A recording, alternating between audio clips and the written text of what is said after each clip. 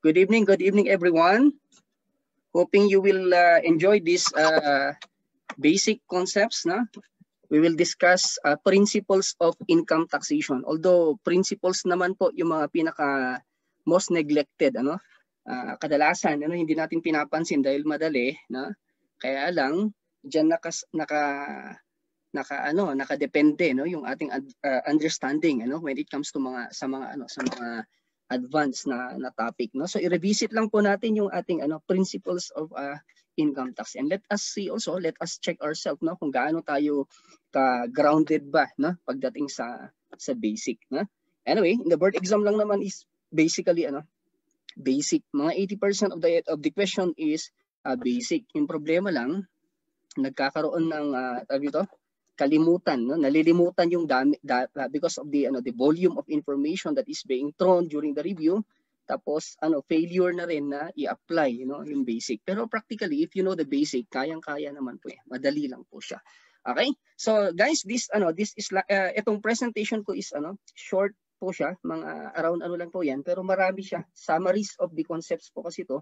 So around 10 slides lang po siya, but there are lots of the ang dami po niyang laman, no? Kapag pag-uusapan po natin, susulatan ko po on the board, and then manood ka on the other side. Mino-monitor ko kayo dito. If you have feedback, no, kapag po may mga questions kayo later on, I will entertain you one by one. Okay? So guys, this is part of our seminar series, na yung mga bata po diyan, kapatid, na gusto mag-advanced learning, take advantage of these free webinars, no? Ito po ay wala pong bayad, no? Okay? So lahat po ng mga naka-upload na nandito po sa ating group, just feel free to take advantage of them. Gamitin niyo lang po, no? Meron po tayo learning na makukuha po diyan. Kapag ikaw naman ay gusto mo yung mas thorough, yung program talaga, yung complete 100% coverage of the syllabus in the Philippine CPA board exam, saka na lang po kayo mag-consider, no, na mag-enroll sa ating professional review. Okay?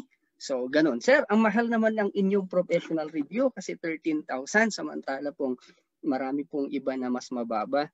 Kapatid, maintindihan niyo po kasi marami pong pagkakaiba, no? Katulad din po ng service, no, sa mga different types of services or products, magkakaiba po yung features. Okay? Sa amin po kasi nagkataon po na nag-invest po kami sa aming system. At isa pa, convenient talaga yung pag-aaral, no? Naka-structure talaga siya.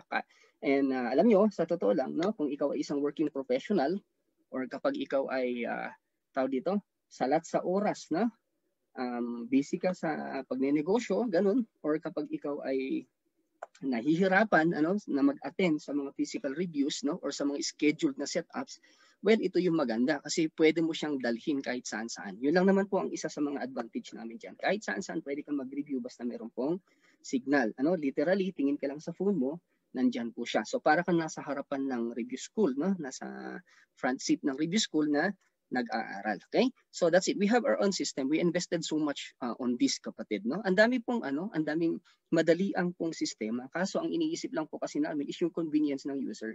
Okay? Madaling paraan. Kaya lang yun nga, when it comes to to the conventional system of online review, okay, hindi po masyadong satisfactory because hindi siya talaga naka-structure. Walang LMS, walang learning management system talaga siya. Unlike what we did with our apps. At talagang ginastusan po natin ito, kapatid. At isa pa, kumuha tayo ng mga reviewers na best of the best, no? So if you can see naman, tignan niyo yung mga commentaries from our enrollees, kapatid, makikita niyo kung ano yung klase ng service, and that's why we are above the traditional rate. Actually, sa totoo lang, kapatid, no? Nung time na nag-start ang RIO, 24,000 ang industry rate that time. So we undercut it, nilagay namin sa 13. Okay po, ha? So yung mga iba na walang ganung klase ng system namin, kapatid, they also put their prices in at a much lower ground. Of course, ha, para din naman mai-reflect yung differences doon sa service, no? Okay, so yun po yung dahilan, no? Kaya kami po ay mahal, Okay? But guys, satisfaction, hindi naman po talaga nasa presyo ng review center ang yung pagpasa sa board exam. Ang katunayan po niyan is nandun sa level ng inputs ng review center. Okay? Nandun sa thoroughness ng pagtuturo. Kaya po kami dito zero-based po. Lahat talagang tinuturo namin dyan. Okay? Wala kaming iniiwanan, no? Okay? 100%. So kung ikaw naman estudyante, hindi ka masyadong mahihirapan kasi nga minuya na namin, lulunukin mo na lang, parang ganun, okay? So nakafocus ka lang sa practical application, di ka na magre-research, okay? Kasi inayos na po namin lahat at pinibigay na namin lahat sa inyo. So yun po yung advantage. One thing guys is ito, we are trying to make everything convenient para sa inyo. So we gave you the handouts. Print na rin na po namin yan, binigay na namin sa inyo. Para maging maging conducive yung learning. Mag-focus na lang kayo doon sa hindi na ninyo kailangan mag-research ng technical kasi nandiyan na po lahat. Okay? Doon na lang po sa absorption saka mastery na lang kayo mag-focus. So ganun po kasi kami sa Rio, na?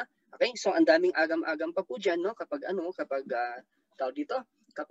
freestyle kasi self-paced na review, ang nangyayari po diyan kung wala kang disiplina hindi daw workable. Well, nasa inyo naman na yan, kapatid. Gusto mo naman talaga mag-CPA, di ba? Ang pagkakaroon ba ng CPA, nga ka lang sa langit, tapos mahuhulog na sa bibig mo ang iyong title. Hindi naman ganun talaga. Tinatrabaho natin to. Di ba? Okay? So, kapatid, no, pagdating sa motivation, kapatid, it is ironic that you are dreaming of your CPA title na, di ba? Wala ka man lang, di ba? Konting tiyaga o whatever, di ba? Okay? O disiplina, di ba? Okay, in fact, disiplinado ang CPA profession. How could you become one if you are not disciplined?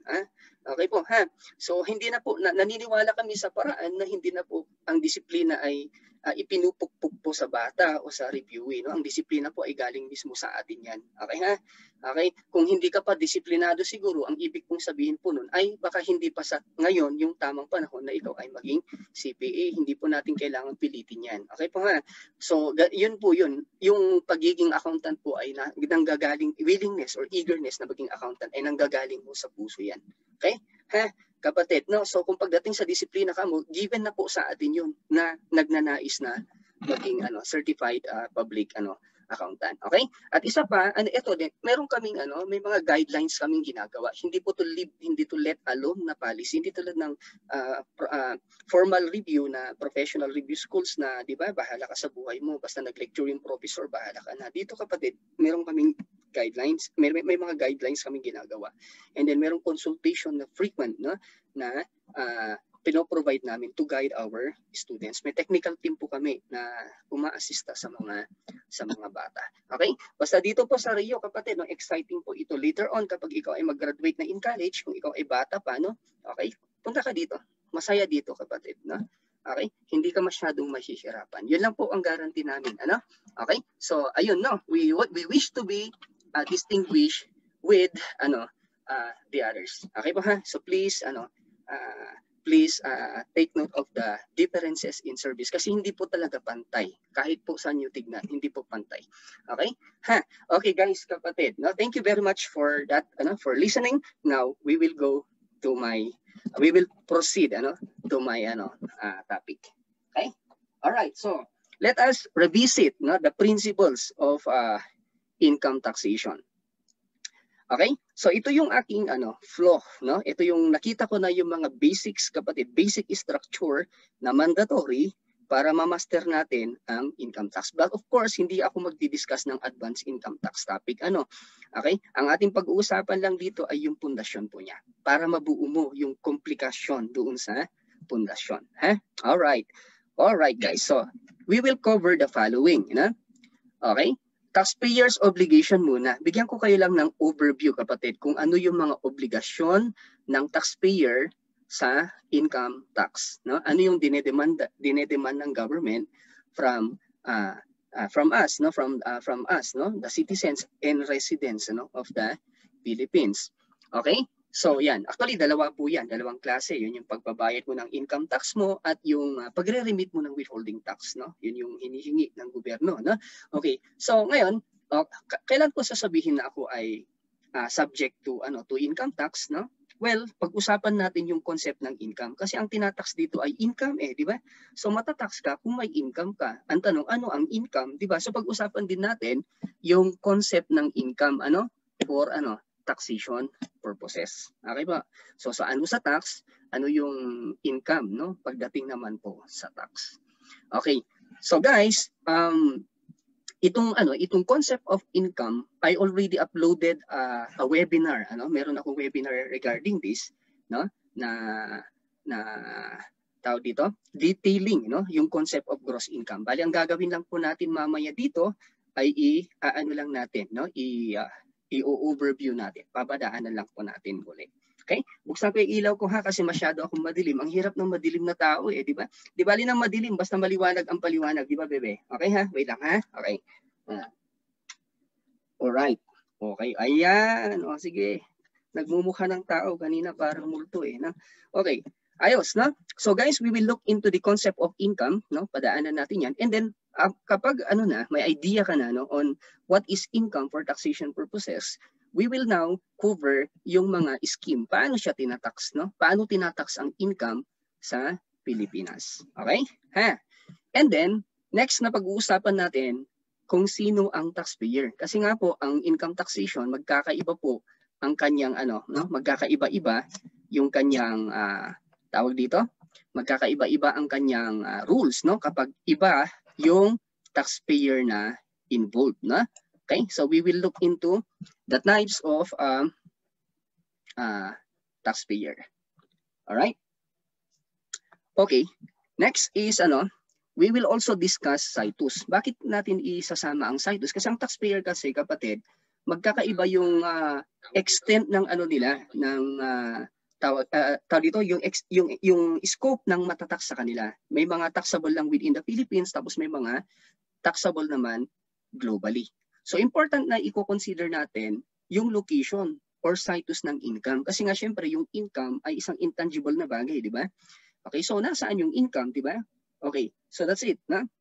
Kailangan nating alamin kung nasaan yung location ng income para makikita natin kung saklaw ba ng taxing power ng Pilipinas o hindi. So that's it, no? So for every type of income, tignan natin mamaya later on yung mga special rules kung saan ang kanilang location. Yan ang tinatawag natin na situs of income or location of income. Okay, now with the knowledge of the taxpayer, no? Kung alam mo yung taxpayer, alam mo yung extent ng taxation niya, within ba yan or within and without, no? Tapos kapag nakita mo yung location ng tax ng income, no, yung situs ng income, alam mo kung saklaw ng Philippine taxing power yun o hindi. Okay? Ha? And then kung saklaw siya ng Philippine taxing power, kunwari yung income ay within the Philippines, no? Okay? Ha? Ang ating gagawin diyan, kapatid, is of course i-tax natin po siya. Kaya lang bago natin siya i-tax, mini-measure po yan, na? I-measure muna natin siya. Kaya meron po tayong tinatawag na accounting methods. Okay ba ha? O technique ito para alamin kung magkano yung madedeklara na amount ng income or maire-report na account na amount ng income. Okay? Ang tax ay periodic na obligasyon po yan, no? After every point in time ay merong magbabayad tayo ng tax, na? Okay? Periodic po na obligation po siya. Kaya po meron tayong tinatawag na accounting periods sa taxation. Okay? All right? May mga taxes na hindi nila kailangan accounting period, katulad ng mga transactional taxes, na may mga taxes naman po na almost all of them, by the way, are periodic, na? Okay? So may mga ibang monthly, ganun, merong quarterly, meron pong annual. Okay? So we will look into the accounting period that applies for every type of taxpayers. Okay?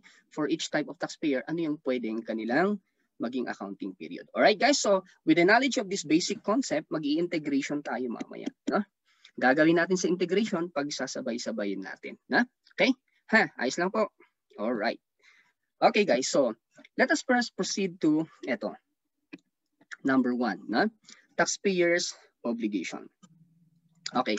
Guys, ito po, no? Very basic po sa income tax. Tandaan mo, hindi lang po pagbabayad ng buwis ang obligasyon ng taxpayer. Okay?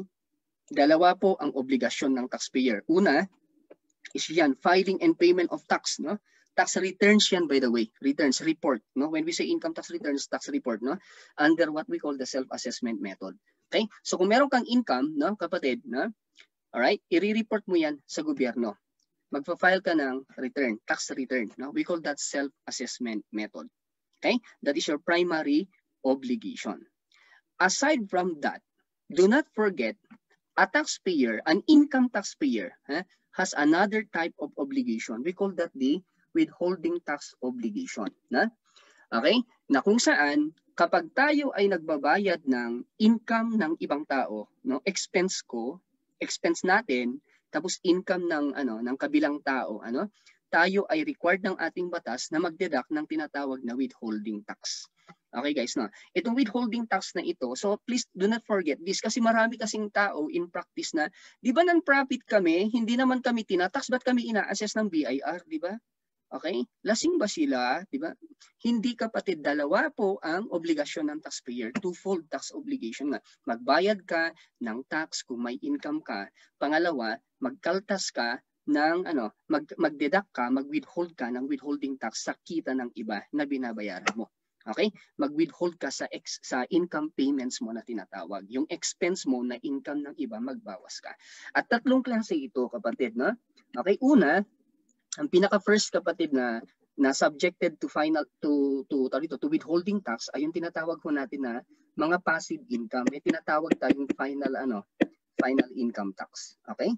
Ayan, no? May mga passive income kasi, kapatid, na mahirap makita ng tax authority.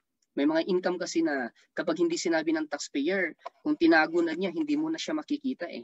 Kasi hindi siya yung regular na engagement ng taxpayer. May mga incidental lang kasi itong mga to eh. No? Okay? So mahirap silang ma-monitor. Okay guys? So that's why meron tayong pinapakaltasan ng gobyerno ng withholding tax na tinatawag natin na final tax. Final tax ang tawag sa kanila kasi pagkakaltas mo, okay, final na. Wala na pong tax yung tumanggap. Kaya yung tumatanggap, sitting pretty lang siya. Wala siyang obligasyon. Hindi siya magpa-file ng ITR. Wala din po siyang i-withhold na whatever. Nakaupo lang siya. Okay? Yun po yung final income tax na tinatawag natin. Final withholding tax ang tawag natin po sa mga yan. No? Mamaya titignan po natin yung ilalim niya. Okay? Pangalawa, kapatid, na sinubject ng ating gobyerno into a withholding tax is yung compensation. Kaya may tinatawag tayong withholding tax. No? Withholding tax on compensation. Mahirap magsulat dito sa laptop ko. Guys? Okay, medyo pag umanhin mo yung sulat, parang sulat ng ewan, no? Okay, ayan po. So kung ikaw ay employer, kapatid, at meron kang empleyado, syempre nagbabayad ka ng salaries, no? Yung salaries ng empleyado mo, bawasan mo po yun ng withholding tax on compensation. So maski non-profit ka, kung may empleyado ka, will you be subjected to taxes by the BIR? Yes. Yung withholding tax on compensation, kung hindi mo withhold yun, pinasweldo mo lang empleyado mo, ma-assist ka. Okay? Yung tax na dapat binawas mo na hindi mo ibinawas, kukunin ng gobyerno sa iyo. Okay guys ha? O yun po. Etong final income tax na ito, kapatid, para sa mga passive income to. Para sa mga passive na income. Okay? Ito yung mga income na hindi tinatrabaho. No? Certain po yan. Pag-usapan natin later on. Okay? And then meron pang isang withholding tax obligation natin. Yun yung tinatawag po nilang expanded. No?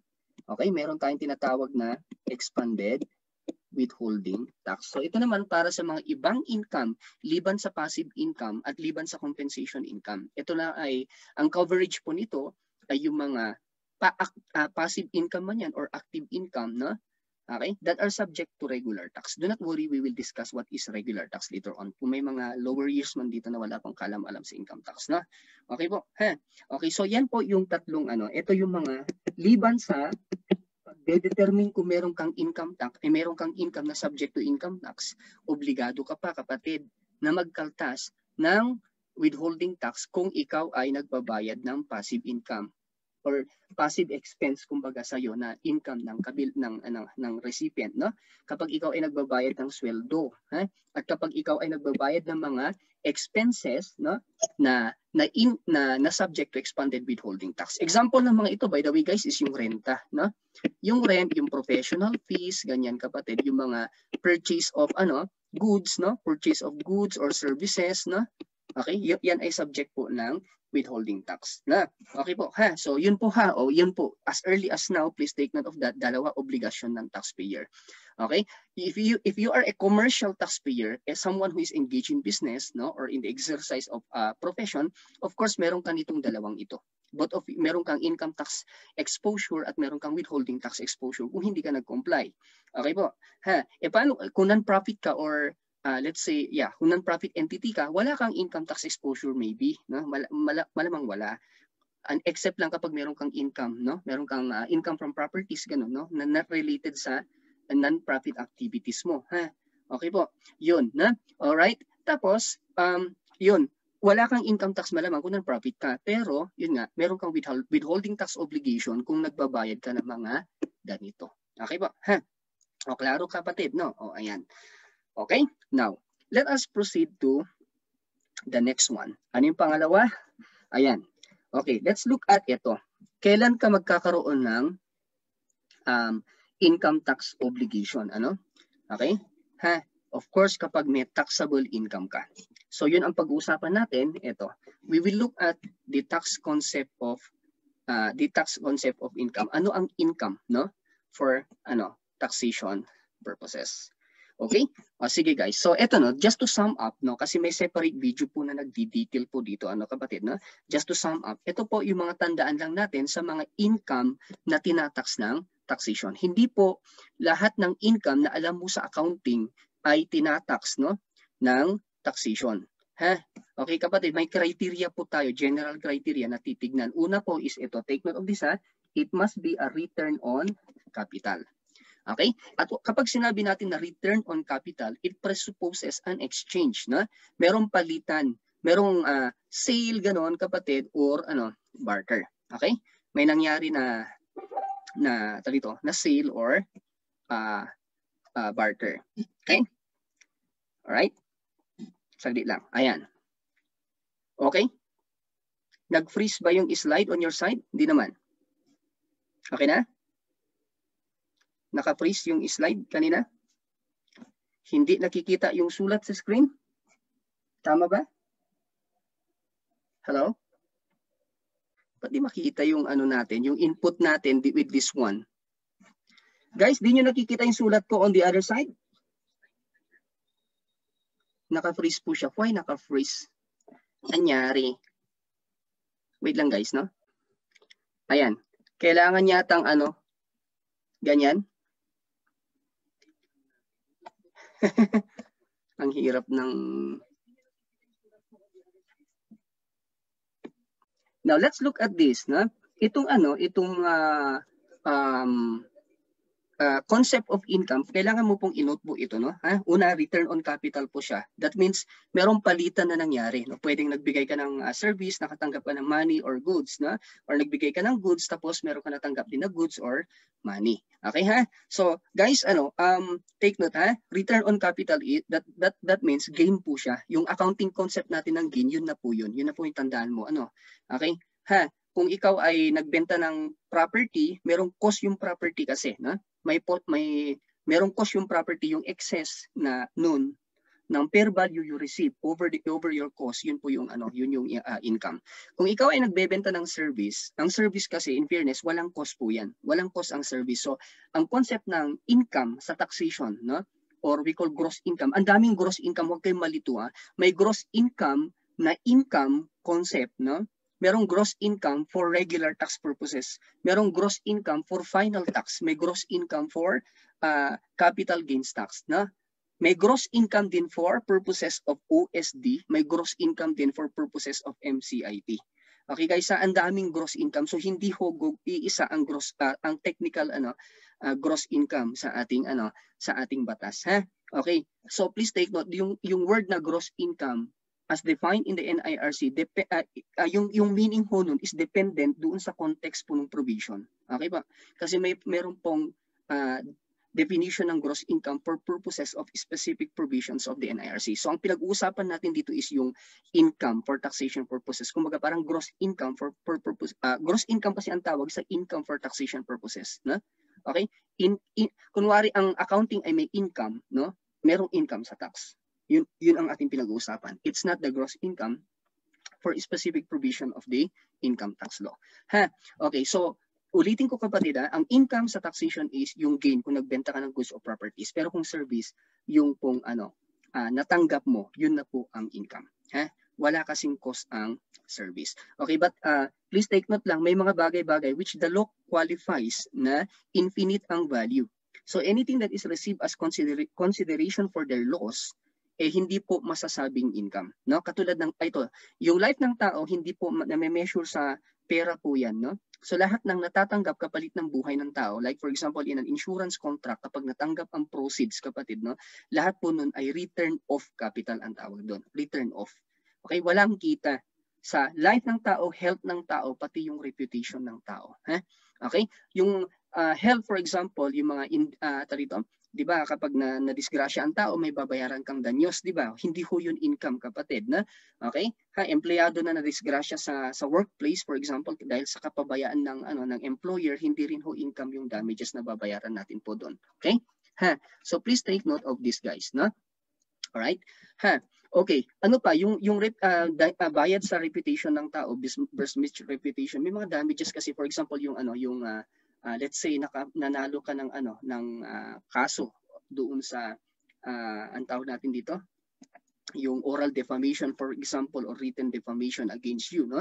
And then kinasuhan mo yung tao na gumawa ng ganun, no? And then may bayad sa iyo. Compensation po ng iyong loss or besmirch reputation po yun. So that is not income for purposes of taxation. So yun lang po yung mga ibabantayan natin, yung life ng tao, yung health ng tao, saka yung reputation ng tao. Kapag may compensation for those are not income. But in all other things, kapatid, income po.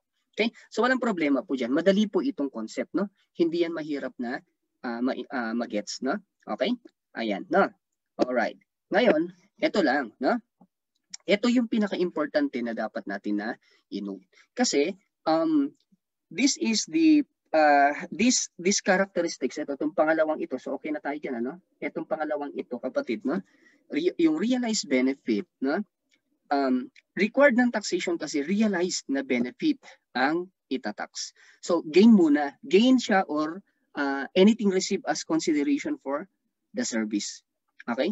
But that return on capital, no? Yung gain na yan, kapatid, or income na yan, okay? Must be a benefit. Kapag sinabing benefit, no? Siya dapat ay tawag dito, siya dapat ay nag-cause ng increase in the net worth of the taxpayer, no? Nagpayaman sa taxpayer, tumaas dapat yung net worth niya. Asset less liabilities and capital, dapat lumaki yung kanyang net worth. Yun ang masasabi natin na benefit. Okay, basta nag-increase ang net worth, benefit. Kung walang increase in net worth, hindi po yan benefit. Hindi po siya pwedeng maging income for taxation purposes. But, ang isang inunod mo, realize. Okay guys? Realize dapat na benefit. Okay? Pagyaman na, when we say realize kasi, realize, kapatid, may exchange dapat. Okay, tandaan mo, may exchange na nangyari. May sale or barter na nangyari. May palitan, no? May sale or barter dapat na nangyari. Okay? Kung walang sale or barter, hindi po matatax sa income tax. Take note of that, guys, no?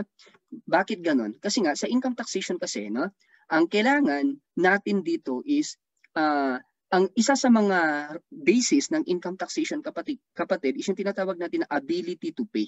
Okay, ability to pay. 'Di ba yung burden ng government, yung cost, yung gastusin ng gobyerno, 'di ba hahatiin lang naman sa taong bayan, 'di ba? Sa atin, mga ordinaryong tao, tama? Mamamayan ng Pilipinas, 'di ba? Paano tayo maghati-hati sa trilyones na gastusin ng bayan? Una, yung ability to pay. Mahahati yan based sa abilidad natin na magbayad. Diba? Pangalawa, benefit received. The more the benefit, the more the tax din na i-contribute natin para doon sa gastusin ng bayan. Diba, kapatid? Okay, so ang income tax, kapatid, is based on the concept of ability to pay. Okay? So, kailangan realized. Okay? Kailangan may bentahan na nangyari. May sale of goods or merong sale of service na nangyari. Okay? Kasi normally, magkakaroon ka ng ability to pay tax kapag meron kang sale of goods or service. Okay? Kasi nga ito, example po ito, no? Kapag nag-increase yung asset mo, tumaas yung fair value, for example, ng building mo, ano? Okay? Income ba yun? net worth yun, benefit yun, nag-increase yung net worth mo kasi lumaki yung fair value ng building mo, no? Okay? So, benefit yun. Pero, realize ba, wala pang bentahan, wala pang barter na nangyari. Hindi pa po itatax yun sa taxation kasi hindi pa realize. Kasi kung i-tax, paano mo i-tax yan? Wala pa siyang pera. Ang tax ay payable in money, di ba? Tax is payable in money at kung i-tax mo po yan, wala siyang pambayad. Building pa pong buo. Okay po? Kaya isa yan sa mga tandaan mo kapatid, no? Increase in fair value of asset or decreases in liabilities that results in increase in net worth are not income for taxation purposes. Sa accounting natin, iba. Sa accounting kasi, ang definition ng income is very loose. So long as net asset increase, okay, maybe because of increase in the value of assets or decreases in the value of liabilities, nag-increase ang net worth, so long as it is not resulting from transaction with equity participants o yung mga owners ng business, that is already income for accounting purposes. Okay? Sa atin, hindi ganun. Kung nanganak ang baboy mo sa accounting, income na po yun. Pero sa tax, kapatid, hindi ganun. Dapat po, kung nanganak ang baboy mo sa tax, hindi income yan. Kasi nga, kung i-tax mo yan, wala pang money. Okay po ha? Wala pang money. Magkakamani lang siya kung nabenta po niya yung B8. Gets po? Ha? So that's it guys. So please take note of that, no? Dapat may benta. Lagay mo sa isipan mo yan, ha? Kaya yung mga, sa ating financial accounting, yung mga fair value, unrealized gain in increase in the fair value of yung financial asset through profit or loss, di ba may mga ganyan financial, di ba? Yung mga available for sale securities, di ba? Okay? Yung mga revaluation surplus sa land or building, mga ganon, no? Hindi po yun income for taxation purposes. Okay ha? Take note of that, ha? Lagi mong isipin, ang taxation merong benta dapat. May benta or may exchange, maski barter ho. Maski man lang barter. Tinatax po ang barter, ha? Okay po, ha? Sale or barter, lagi dapat may ganun. Kung walang ganun, walang matatax. Okay po, so please take note of that. And then last category, kapatid, na tandaan natin is ito. Hindi dapat in-exempt ng batas. Walang batas na nag-e-exempt sa kanya. Okay? Ha? Yung NIRC na lang natin, kapatid, may mga income po dyan nakalista na exempt. May mga special law na nagbibigay ng exemption. So titignan din po natin yung mga yun. Okay? Kung walang batas sa ating walang provision sa ating NIRC na exemption, okay, sa special law, baka pwede siyang income. Tingnan mo din yung Constitution. Kasi may mga income sa Constitution na hindi tinatax. Kung ikaw ay nakapag-aral ka na ng income tax in your undergrad, no? Kapatid, may mga income na hindi ho matatax, no? Yung mga katulad po ng income ng mga religious institution from their religious activities, no? Hindi ho yun taxable, no? Ano pa? Yung mga income ng mga non-profit, no? Yung mga non-profit tawag dito, non-profit, non-stock educational institution, mga schools, no, non-profit schools, no, guaranteed ng Constitution po yan na hindi ho matatax. Okay? So mga ganun, no, may mga provision ang Constitution na nagiging limitasyon ng income tax. Okay po, ha? So wala dapat ganun sa Constitution. Wala din po dapat provision in the contracts or treaty. Okay? Ha? So please take note of that, guys, na. Okay. So kung pumasa po lahat dito sa tatlong criteria po na yan, yan po ay income for purposes of taxation. Guys, again, I'm telling you this, no, I have a detailed video on gross income. I just don't want to repeat it, no. Go to that video and then aralin mo. Nasa page po siya. Naka-share siya sa page, no? Okay? Ha. All right. Now, kung taxable na po siya, ang tanong, okay po, fine, income nga po siya. Paano siya matatax? Ito po ang taxation po niya, no? Okay? Wait lang, guys. Okay, guys. All right. Going back, no? Ayan. So, kung siya ay income, no? Nakita mo na siya ay income for taxation purposes. Ngayon, kapatid, ang titignan natin, paano siya matatax, di ba? Paano siya itatax? O, ito po yung mga taxing niya, no? Ito yung mga pan-tax po sa kanya. Okay? Ayan. All right? We have 3 types of taxation system. Okay? May 3 sistema ng pagtatax ng income. May tinatawag tayong final income tax na merong capital gains tax saka regular income tax. So ito yung gusto ko na nyo guys, no? Ito yung gusto ko na tawag dito. Tandaan po ninyo, no? There are 3 types of taxation system. Ang income ay taxable po to either of these. Hindi po pwedeng maulit. Okay? So, sa pagmaster mo sa income tax, kailangan mong alamin itong final income tax saka capital gains tax, no? Sila yung ano kasi, sila yung exception to the rules. Okay? Konti lang ang income na natatax sa kanila, na guys. So kailangan nating i-master yung dalawang yun, tatandaan natin po sila kasi lahat ng income na hindi ho na-tax sa dalawang yan, no? Ito saka ito will be part of the regular income tax. Kumbaga ito ay ano, ito yung general rule kapatid in taxation. Ito naman po yung exception rule. Alright? So, ganun po siya kapatid, no? Ito ha, look. Ang final income tax, ito ho yung kapag nagpapakaltas po siya, nagpapakaltas siya at source, yung tao na magbabayad ng income, siya yung magkakaltas, no? Ng tax. At yung kinaltas niya, final na, linis na, wala ka ng problema. Kung ikaw yung taxpayer na nakakatanggap, wala ka ng problema. Wala kang gagawin, wala kang i-report, ganun. Ha? Totally wala kang obligation. Just receive the income, tapos na. Okay po, yun ang final income tax. Okay? At ito ang coverage ng final income tax, guys, no? Certain passive income. Certain, may listahan lang kasi ho siya. May list po yung passive yung mga passive income na subject to to final tax, na. Okay? Ito, bigyan kita, no? Teka, passive income. Ano bang passive income? Mention ng passive income, sir. Di mo dinedefine. Okay? Ang passive income, guys, is yung mga income na hindi ka masyado gumagalaw pero kumikita ka, no? Okay?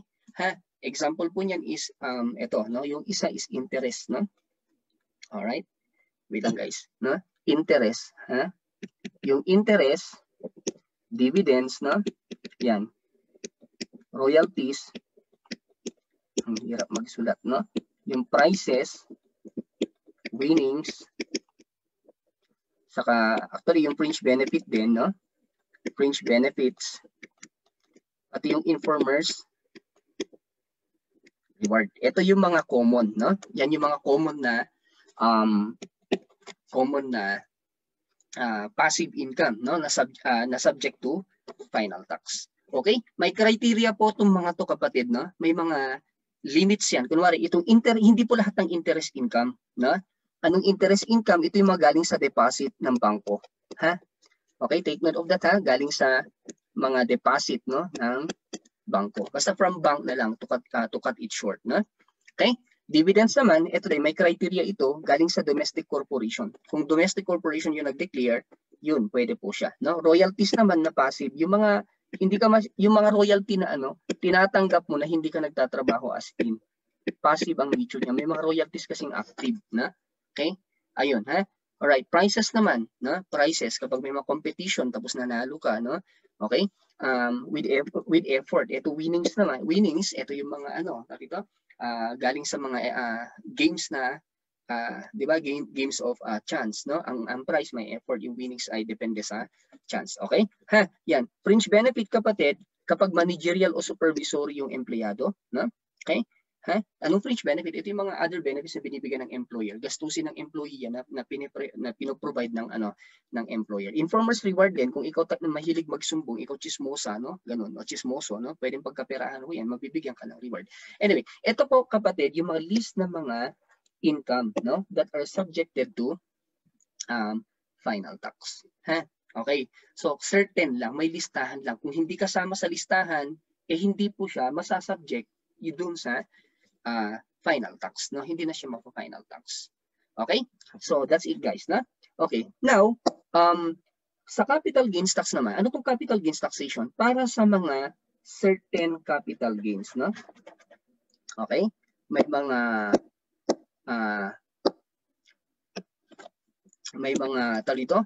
certain na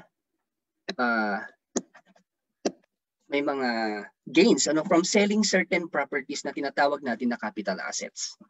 Okay? So, capital assets, ito yung mga asset na hindi ginagamit sa business. Basically, kung wala kang business, lahat ng asset mo o properties mo, capital asset ang tawag. Sa ating batas, kapatid, dalawa ang classification ng asset, no? Or may tinatawag na ordinary asset saka capital asset. Okay, ang ordinary asset, assets used in business.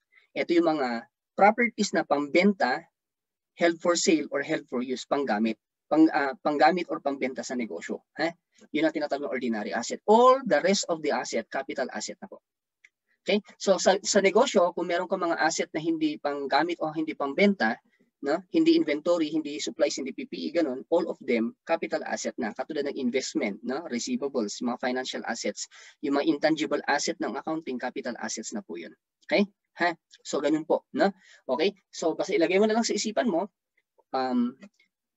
capital asset lahat except inventory, supplies, and ano.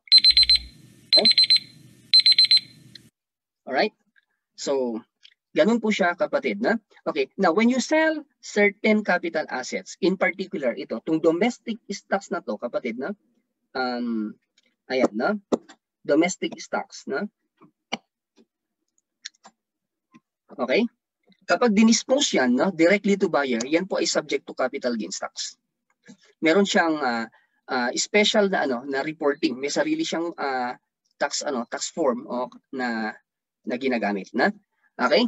Ayan, kapag yan naman ay real property na not used in business, then it is also subject to a capital gains tax. Dalawa lang po ang capital gains tax. Sa dinami-dami ng capital asset, may dadalawa lang na capital asset na natatax ng capital gains tax. At tandaan mo po yan, domestic stocks, no?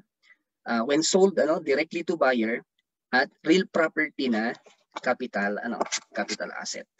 Alright, itong domestic stock sold directly to buyer, please take note guys, ha? Ano siya? Final tax ang tawag ng batas sa kanya. Yung tax on that, the capital gains tax on the sale of domestic stock directly to buyer, ang sabi ng batas diyan is final tax. Pero technically, hindi siya talaga final tax kasi nagre-report ka. Yung gain iipunin mo, i-report mo annually. Nagiging self-assessment po siya. So parang misnomer, yung sinasabi ng batas na final tax sa kanya kasi nga self-assessing po siya. Okay? Ayan. And doon sa real property tax naman, okay? Real property na capital asset, no? Yung capital gains tax on that is an actual final tax. Talagang final tax po siya. Itong sa real property capital asset. Yung buyer yung magwi-withhold ng tax mo at siya po yung magre-report o magre-remit, no, sa gobyerno. Okay? Alright, so mix po siya. Ito self-assessment po ito. Self-assessment po siya, samantalang ito po ay final tax. Okay guys, so ganyan po, no? So yun, no? Tandaan mo si final income tax ay para lang sa mga certain passive income, no? Okay? Pinapakaltas ng gobyerno yung tax sa income outright. Normally itong mga passive income kasi hindi po na-detect yan. Sila po yung, kasi kung active income ka mo, yun yung income na tinatrabaho eh. Katulad ng salaries, business and salaries, yung business income saka professional income, di ba? Araw-araw mong ginagawa yun. Araw-araw na mo monitor yun eh.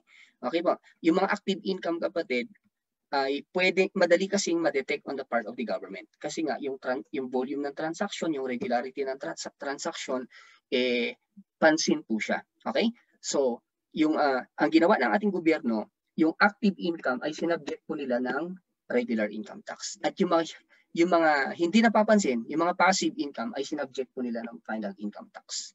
Sa regular income tax, dito ay self-assessment po ito. Self-assessment method po talaga siya. Magre-report ka. Magsinungaling ka man, makikita kasi ng gobyerno kasi meron pong may mga parameters. Makikita niya yan kasi palagi mong ginagawa. I-compare din niya sa mga ibang taxpayer na ganun din ang ginagawa. Maaninag niya yung level ng iyong income. Makikita niya kung nagsisinungaling ka o hindi. Okay? Kaya kayong active income, okay? Nagre-report tayo ng ITR dito. Naka-self-assessment method po siya. Okay? Ayan. Paano naman po yung mga income na hindi po na subject ng final tax dahil hindi sila kasama sa listahan na certain? Paano naman po yung mga capital assets at lahat ng ibang assets katulad ng ordinary assets na hindi na capital gains tax? Dito na po binasura lahat, kapatid, sa regular income tax. Okay? So please take note of that, na? Okay? Importante, kapatid, kapag later on kapag magmamaster ka ng income tax ay masterin mo yung listahan ng certain passive income. Lagay mo sa isipan mo, ang final income tax applicable lang po sa kanila. And by the way, I also want to emphasize this one. Ang final income tax ay mabisang panglaban sa tax evasion po yan, no? Okay? Kasi nga bago matanggap ng taxpayer yung income, nakakaltas na. Okay? Kaya ang final income tax ay ina-apply din ng ating batas pati sa mga certain non-residents. Okay? Certain non-resident. Ano yung mga yan? Yung mga tao na hindi natin sigurado ma-expect na mag-file ng income tax dito kasi hindi sila taga rito. Mga alien yung mga to na wala sa Pilipinas, katulad ng non-resident foreign corporation, corporation na wala dito, hindi siya organized dito, wala siya dito, saka non-resident alien not engaged in trade or business. Non-alien siya, wala siya dito, hindi siya taga rito. Hindi siya Pilipino, wala siya rito. Okay? Siyempre, yung mga entities na to, kapag may income na natanggap sa Pilipinas, kapatid, no, we cannot expect them to be filing income tax returns. Pupunta ba ng Pilipinas yan para lang mag-file? Imposible yan. Kaya, ang ginawa ng Pilipinas sa mga yan, mataas ang risk of tax evasion dyan. Sigurado. Kaya ang ginawa ng Pilipinas, bago makatanggap ng income yung mga banyagang yan, non-resident alien not engaged in trade or business, or non-resident foreign corporation, pabawasan na sa Pilipinas. Kaya po pati sila, sinabject na rin po ng final income tax. So, ito ilagay mo sa isipan mo guys, ang final income tax, certain passive income lang. Okay? Certain. May mga passive income na hindi kasama, saan matatax? Regular tax na po. Katulad ng rent. Ang rent passive eh. Natutulog ka na kumikita yung property mo ng upa, di ba? O, ngayon, passive yun. Pero wala siya sa listahan ng certain. So saan siya matatax? Regular tax po. Okay? Guys, na. At madami pong capital asset. Tandaan mo lang, 2 capital asset lang. Domestic stock lang naman sa real property. Okay? Domestic stock and real property lang naman. Okay? Alright, all the rest, lahat na po ay regular income tax. Okay, so copy po ba tayo dun kapatid, no? Noted po ba, Dalawa yung capital gains tax na domestic stock. Okay, yung isa ay real property. All the rest of the income, kapag active yan, matik po regular income tax yan. Nagre-report tayo dyan. At yung mga ibang passive. Clear? Sa final income tax, guys, purely withholding to. Mag-withhold yung nagbayad ng income, tapos na. No compliance sa final income tax. Ikaw yung taxpayer, no compliance at all. Yung capital gains tax, kapag domestic stock, kapatid, mag-comply ka, self-assessment, mag-file ka ng BIR form. 1707 yun, yung return na yun. Okay. Kapag capital, real property tax, real property capital asset, 6% po yun na capital gains tax. Final tax talaga po siya. Yung buyer mag-withhold. Wala kang problema kung nagbenta ka ng real property capital asset. Kung may income ka naman, na subject to, na active income or anything na subject to regular tax, self-assessment po yan. Okay? So, magre-report ka using BIR form, no? Kung individual ka, 1701, kung corporation, 1702. Okay? Some of your income might have been subjected to withholding din. Na? Diba? May mga income dito katulad ng professional fees, no? Compensation income, no? Siyempre, yung mga source niya, nagkakaltas sila ng expanded withholding tax. Sir, paano yun? Nag-self-assessment ako, nagre-report ako, nagkakaltas yung source ko. Anong gagawin ko sa kinaltas niya? Yung kinaltas niya, na expanded withholding tax. Yung expanded kasi estimated tax ko lang yun. Pati yung withholding tax on compensation, estimated withholding tax ko lang yun. Ano yung mga yun? They are creditable withholding tax. Creditable. Ano ibig sabihin ng creditable? Iki-credit mo, ikakaltas mo, ide-deduct mo sa tax due mo. Okay? So lahat ng income mo na na-subject ng creditable withholding tax at yung mga iba na hindi po na final tax, hindi na capital gains tax, ipunin mo lahat yun. Okay guys? So kapag kumpul-kumpul na sila, o yan, compute ka ng taxable income mo, tapos tignan mo yung applicable tax rate para sa'yo, compute yung tax due mo. Yung mga kinaltas nila na withholding tax on compensation, saka expanded withholding tax, i-minus mo doon, tapos yung balance tax payable. Ganon. Okay? Guys, noted po. Yan. So, dapat din alam mo din yung concept ng final income tax versus creditable withholding tax. Ang final withholding tax versus creditable withholding tax. Ang final withholding tax, final na hindi siya ikakaltas sa tax due. Non-creditable siya. Okay? Yung income mo na subject to final income tax, hindi mo na i-report sa regular tax. Kaya yung final tax, hindi mo itatax credit. Yes mo? Pero, kapatid, yung income mo na subject to withholding tax on compensation, saka expanded withholding tax, isasama mo sa i-report mo sa regular tax mo. Sa 1701 mo kung individual ka or 1702 mo kung corporation. Ikakaltas mo dyan as tax credit po siya. Okay? Anyway, that's it po. No? So, ganyan po, no, kapatid? Alright. O, sige. So, nakita mo yung structure ng income tax. Na? Okay. Ngayon, we will look at the type of taxpayer. So, sabi mo, sir, kanina, magkakaiba yung taxpayer, magkakaiba yung tax rule for every taxpayer. Okay. So, ano yung mga different types of taxpayers? Okay. Una, dalawa ang klase ng taxpayer sa ating batas. Individual, okay, tao, Parang ikaw, alive, kicking, and reproducing, and corporations, Ito yung mga juridical persons, no? Juridical persons. Kasama ho dito kapatid yung partnership, no? Okay? Yung mga partnership, yung mga joint venture, ganyan, no? And all the corporations we know, for profit or non-profit, whatever purpose, cooperative, whatever man purpose ang kanilang pagka-create, na? Okay, yung mga yun ang corporations. Okay?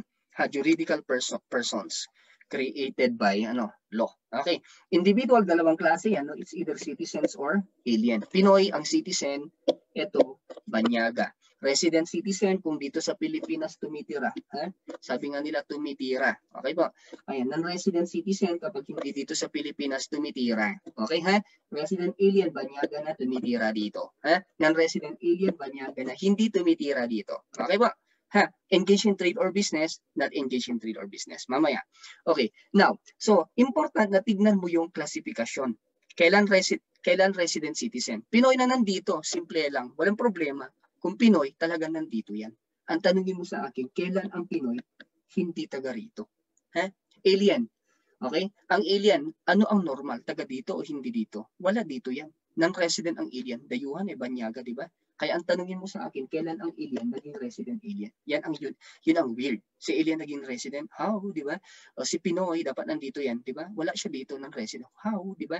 Okay. So itong dalawang to are important na pag-usapan. Kailan si citizen naging unusual, naging non-resident? Kailan si non-resident alien naging unusual, naging resident citizen? Okay?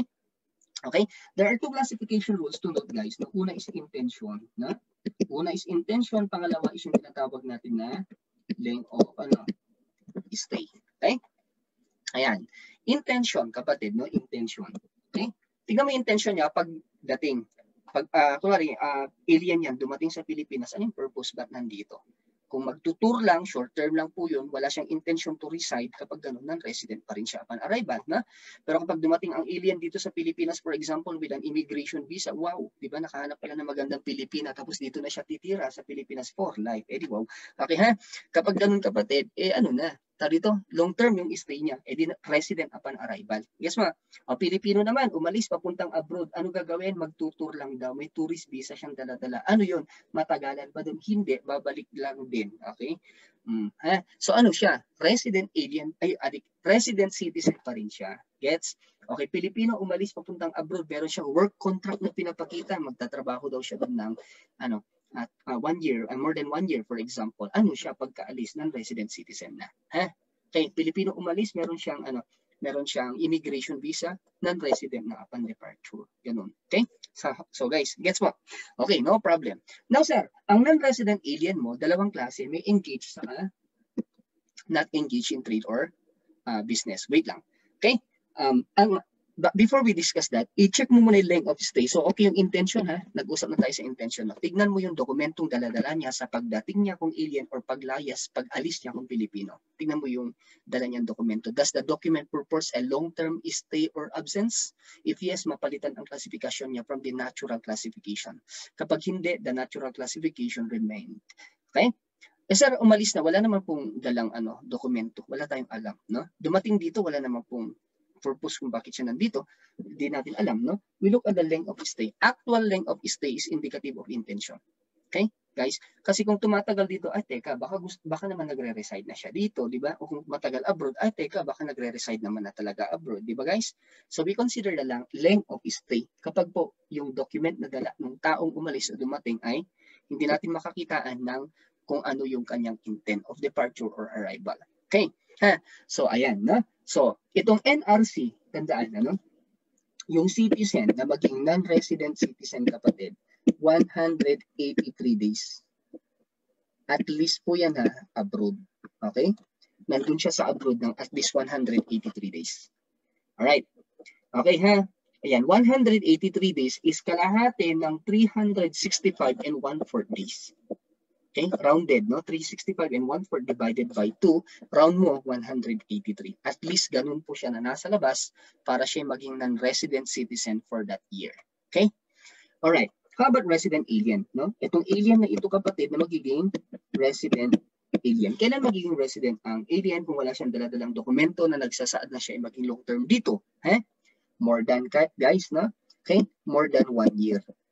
within. Kapag nandito po siya, dito na si alien, no? Nawili ka sa Pilipinas, kapatid, no? Masarap pala sa Pilipinas mag-stay. Okay, ayan. O, nandito siya more than 1 year. Matik na. Resident alien na po yan. Titignan mo at the end of the year. Kung siya more than 1 year, resident alien na siya. Okay po? Sir, wait lang. Paano yung NRA?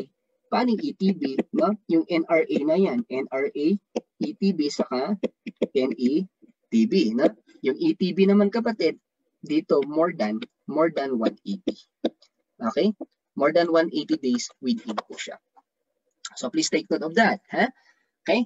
Sir, teka, may 183 doon. 180 ito. Mamaya natin pag-usapan. Ba't ganun? Ha? Okay. Non-resident alien, of course, hindi siya lumampas ng 180 days within. Okay? Katulad ng turista lang, di ba? Or dumating lang dito for a definite purpose na matatapos lang din kaagad, babalik lang din naman pala. Eh, syempre, non-resident alien ho yun. Okay? Alright? Okay, anyway, ganun po siya, kapatid, ha? Ito po, tandaan mo, kung alien, ito, alien, kapatid, ha? Kung alien, more than lagi. More than, ito, more than. Kung Pilipino, kung citizen, at least ang rule. That's one thing you need to know. Okay. Another one is ito, na? Ito, 183 days, na? 180 ito. Baka mapagpalit mo yan, no? 180. Ito, 360 days to. Estimated number of days in a year divided by 2. Ito naman is 365 days divided by 2. Okay? Ha? Alright? So, ganun po siya, na? Okay, mas mahaba yung citizen na maging non-resident citizen. The reason there, kapatid, is sa mga taxpayer category na yan, RC, NRC, RA, NRA, and ETB or ETB, lahat po sila taxable lang on income earned from the Philippines. Taxation is based on the principle of may tinatawag tayong territoriality, right? One of the inherent limitation of taxation is territoriality. It is because tax is based on benefit received. Ang nagbe-benefit lang sa tax ng Pilipinas yung mga taga rito sa Pilipinas. Kaya hindi natin pwedeng i-tax yung tagalabas. Yung income ng tagalabas, hindi natin mapapakialaman yun kasi nga wala silang nakukuhang pakinabang mula sa Pilipinas. Okay? Kaya ang tax obligation ay may i-impose lang natin sa mga taga-loob as a rule. Ha guys? Okay? Or kapag yung income ay nasa loob, ganun po siya as a rule. Meron hong exception po dyan. Si resident citizen. In the case of individual, si resident citizen. Okay? In the case of corporation din, si domestic corporation din po.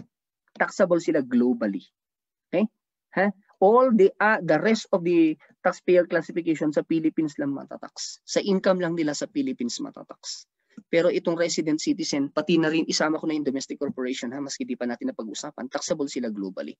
Bakit? Sila kasi most privileged. Based on benefit received, sila po kasi yung pinaka maraming privilege na o benefits na nakukuha sa gobyerno compared with the rest of the other types of taxpayers. And hence, they should be taxed at bigger. Matatax dapat sila ng mas malaki. Kaya lang po kasi hindi ho natin pwedeng i-tax sila ng higher rate samantalang yung iba lower rate kasi nga mababiolate yung constitutional doctrine of equality. So hindi pwedeng resident citizen 30% ang tax, yung non-resident citizen o resident alien 15%. Hindi pwedeng ganun because mababiolate natin yung isang constitutional limitation on the taxing power na equality. Kaya ang ginawa ng mga mambabatas to reflect the differences in the degree of benefit na undeniably resident citizen and domestic corporation are the most privileged type of taxpayers in this country, na okay, they should be taxed bigger. How did they do that? Okay, fine, itatax natin yung income nila pati outside. So within and without, natatax ang resident citizen and domestic corporation. All the rest matatax lang within. Okay? Ayun po, kapatid. Na, kaya that's the reason mas mahaba po ito ng 3 days. Kasi kung NRC na yan, within na lang ang matatax. Kung resident citizen siya, within and without. Imagine that, ha? Within and without, kung resident citizen, kung magiging NRC na siya, within na lang. Matalo Philippine government. That's why that justified the 3 longer day. Okay? Okay guys, so yan po, tandaan natin sa individuals na. Okay, now for corporations, ang i-cover ko lang sa inyo dahil principles, kapatid, of income tax ang topic ko, ang i-cover ko lang po sa inyo yung major classification. There are other things inside this na katulad ng paano yung kapag co-ownership, di ba? Paano kapag general professional partnership, paano kapag joint venture, paano kapag trust, paano kapag estate. No, those things are kapatid, no? For your consideration na bahala ka na titingin doon, Okay? Ang tinitingnan natin is yung principles yung dinidiscuss natin. So we are looking at the general concepts, na? Okay? Okay. Now let's look at corporations. So paano naman kapag corporations? Well, kung corporations yan, may domestic, may foreign. Ano yung foreign? Ano yung domestic? We are not looking at who the owners are. Okay? Hindi yung may-ari ng korporasyon ang tinitignan natin. Ang tinitignan natin is saan sila na-incorporate. Kung domestic corporation incorporated in the Philippines, yung mga yan, no? So, partnership yan, joint venture, or any corporation for whatever purpose na dito sa Pilipinas na buo. Dito na organized. Domestic yan. Pero kung na-organized abroad, foreign po siya. Kailan nagkakaroon ng resident foreign at non-resident foreign? Resident foreign kapag nag-establish siya ng branch in the Philippines. Non-resident foreign naman kapag wala po siyang branch in the Philippines. Okay guys, no? Alright, so that's it. Now, let's look at, okay, no? So noted, no? Noted. Oh, ito na. Ulitin ko, guys, no? I-clarify natin ulit, no? Lahat ng taxpayer category sa Philippines lang natatax ng income, except resident, citizen, and domestic corporation, natatax sila on global income. Okay? Ayos? Alright. Ngayon, now, it is therefore important to know situs of income. Kasi, ang income ay intangible na concept. So, nasaan ang income? Hindi naman natin nakikita ang income di ba? Parang ano yan kapatid? Parang mabahong hangin, di ba? Hindi mo nakikita yan Nasaan siya? Intangible na concept yan. So, nasaan siya? Kailan ko sasabihin na within the Philippines? Kailan ko sasabihin na without? O guys, pag-usapan natin yung situs of income. Okay? Tignan natin yung income, no? Location ng income. Where is income being earned for purposes of taxation? No? Yun po yung concept ng situs. Okay, so here are the rules, kapatid. No? Ito lang tandaan natin. No? Okay, una, interest income. Saan earned ang interest income? According to our income tax law, kapatid, ito residence of tandaan mo residence of residence of debtor. Okay? Alright? Residence of the debtor. Nandun yung interest income. Okay So please take note of that. So kung nag-deposit ka ng pera mo, meron kang interest income, no? Sinong debtor? Yung bangko, di ba? Nasaan yung bank? Nandun yung interest income mo. Kung foreign bank yan, edi earn outside. Kung foreign bank outside edi earn outside. Kung bangko in the Philippines, edi inside. Di ba? Nagpautang ka sa friend mo na OFW. Nasaan ang OFW? Non-resident Filipino yan. Edi earn outside yung interest income mo. Ganun lang yun. Okay Yun interest of the debtor. Okay? We are not looking at the collateral. Di ba? We are not looking at the creditor. Debtor. Kung nasaan yun ang uutang, di ba? Nandun yung income. Okay, dividend kapatid, no? Dividend. Okay, ayan. For dividends, take note kapatid, no? Magkaiba. Depende kung sino ang nagdeklara. Na? Depende po kung anong klaseng korporasyon ang nagbigay ng dividendo. Kasi kung domestic corporation yan, always within. Okay, tignan mo uulitin ko po to huwag ka malito dito kapatid. Ang dividend income ng domestic corporation, presumed lagi po dito sa Pilipinas yan. Always earned within the Philippines. Sir, nasa abroad ako nung nakatanggap ako ng dividend galing Ayala Corporation. Ayala is domestic, kahit nasa abroad pa ikaw nung natanggap mo yung dividend, dito pa rin earned in the Philippines yan. Okay? Ayan. Ano pa? Sir, foreign. Kung foreign corporation ito kapatid, meron tayong predominance test. Titignan mo kung saan majority kumikita yung korporasyon in the last 3 years prior to the date of declaration. May predominance test tayong tinitignan. If at least 50% of the income ay earned in the Philippines, by that foreign corporation, then, kapatid, merong porsyento na earned within. Kunwari, 60% in the last 3 years prior to the year of declaration, ang foreign corporation na ito, nakita niya ang income niya, 60% of its income came from Philippine sources. Nag-declare siya ng dividendo. Nakatanggap ako kunwari ng 100,000. Sa 100,000, ilan ang within doon, ilan ang without? Well, 60%, dominant yun, di ba? 60% ng 100 is within. The 40% is without. Ganun po siya. Okay? If at least 50% came from Philippines in the last 3 prior years preceding the year of declaration, okay? Na, satisfied yung criteria ng predominant part is without. Pero kapag baba sa 50%, kunwari, 40% came from the Philippines in the 3 prior year, immediately preceding the year of declaration, kapatid, 40% di pumasa sa 50%, lahat na outside, earn outside na kapag Okay?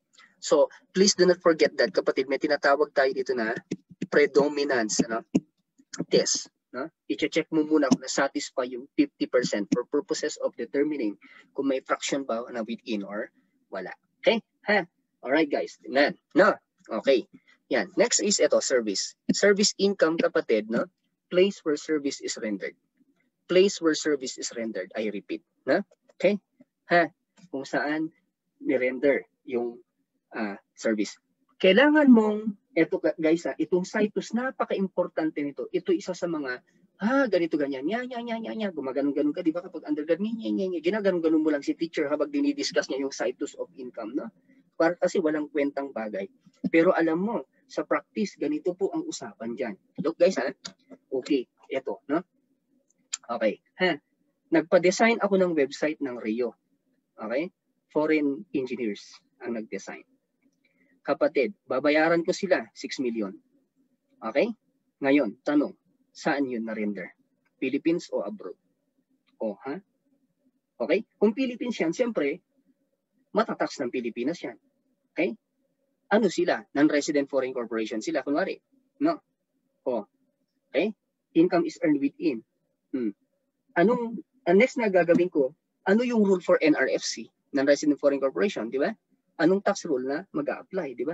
Final tax ba yan? Capital gains tax ba o regular tax? Ganun ang gagawin ko. Yes mo. Kaya importante po yung Citus. Importante para alam mo kung income nga ba dito o hindi. Kung nag-order ka sa Shopee, galing yung seller nasa Indonesia yung seller, for example, nag-order ka through online. Okay, dumating sa Pilipinas. O saan yung income niya? Dito sa Philippines pa, kung nasaan ako, di ba? O nandun sa kanya. Kung nasaan si seller, di ba? Okay? Kaya importante po na inote ang inote ang Citus. So in my example kanina, kapatid, sa mga foreign engineers, for example, na nag-develop ng system, kunwari, ng Rio, kapatid na, within ba or without yun? Without yun. Kasi doon nila ginawa. Hindi naman nila dito dinesign. Okay? Kapatid, na? Nag-guess po? Okay, so yun place where service is rendered. Alright? Okay. Ayan. Ibang usapan, kunwari, kung merong, let's say, may hardware implement dito sa Pilipinas, no? Okay? Hindi na in-install namin yung mga hardware, for example, may problema, hindi namin alam i-install o may troubleshooting na required, di namin alam. O tinawagan ko sila, punta ka dito sa Pilipinas, punta kayo dito, tapos i-install nyo. And then they charge us an installation fee. Pumunta sa Pilipinas, tapos in-install, nag-charge sila ng installation fee. Income earned na ba in the Philippines yun? Yes, kasi nandito sila nung ni-render yung service, di ba? Okay, alright guys, so that's it. Rent, kapatid, rent is service lang din. Rent is service. So, yung income from rent is earned where the property is located. Siyempre, yung property pinaparenta mo, yung servicing is nandun sa property. So, kung nasan yung property, nandun yung service. So, di ba? Kaya location of the property ang rule sa rent. Okay? But actually, place where the service is rendered lang din yan. Yung leasing service is done on the property. Nasan yung property? Di ba? Okay? So actually, same lang po yan. Parehas po lang po sila. Pero ang rent, mas specific lang. Location of the property kasi nandun yung service. Doon na-render yung service. Okay ba? Ayos. Next, royalty, kapatid. Na? Royalty, place where the intangible is used. Kunwari, may franchise. Tapos ikaw ay contractually kikita ka ng royalty galing sa franchise. Okay? Kunwari, franchise ng McDonald's, no? Well, kung nasa Philippines yung franchise, dito ginagamit yung franchise, di earn within. Kung sa Jakarta, Indonesia naman po ginagamit yung franchise ng Jollibee, di earn without. Okay? So Philippine outlets, within. Yung royalty from Philippine outlets, within. Royalty from Indonesian outlets, without. Yun. Okay? Next, ito yung mga importante dyan itong mga to, no? Yan, mga yan, no? Mga common Saka ito, yung gain on sale. Okay, yan. Gain on sale. Kung nagbenta ka, ito na yung mga Shopee, no? Kung nagbenta ka, saan yung income? Depende sa binenta mo. Una, tignan mo muna kung movable. Movable ba yan? Okay? Or immovable siya. Alright, guys? Tignan mo kung movable or immovable yung property disposal. Kung movable yan, pwede mong ilipat Pwede nating ilipat kasi movable, di ba? Nagagalaw natin, na? Okay? So, ang rule kung movable, kapatid, place of sale. Okay? Place of sale. So, ang income ng benta ng movable property is the place of sale. Kung saan nabenta, nandun siya. Oh, teka, balik ka sa business law mo. Saan yung place of sale? Saan yung sale? Ano bang sale? So, i-evaluate mo naman sale. Sale is a consensual contract wherein, di ba, yung minds ng buyer and seller ay nag-meet daw. Di ba? Okay po, yun ang definition ng sale. Na? Okay, so, to cut this story short, place of agreement po. Kung saan sila nag-agree, nandun na ho yun. Okay? Alright? Hindi kung saan na-deliver yung goods. Okay po? Hindi kung saan nag-contract signing. Okay? By the way, pwede rin po yung contract signing if it is the place of agreement. But basically, basta kung saan sila nag-agree. That's it, not the delivery. Okay? Ayan. Pero so that's the rule. Place of sale. Okay po? Pero may exception ditong kakaisa. Inote mo to Okay? Domestic stocks. Kapag nagbenta ka ng domestic stocks, di ba, movable to kasi intangible po siya, di ba guys? Always within po siya. Okay? Yung gain ng pagbebenta ng domestic stocks, I repeat, always within. Sa ating batas po, laging dito. Yan. Anyway, hindi lang domestic stocks, pati yung mga domestic securities, yung gain sa kanila laging dito sa Pilipinas. Okay Ang presumption yung gain dito lagi.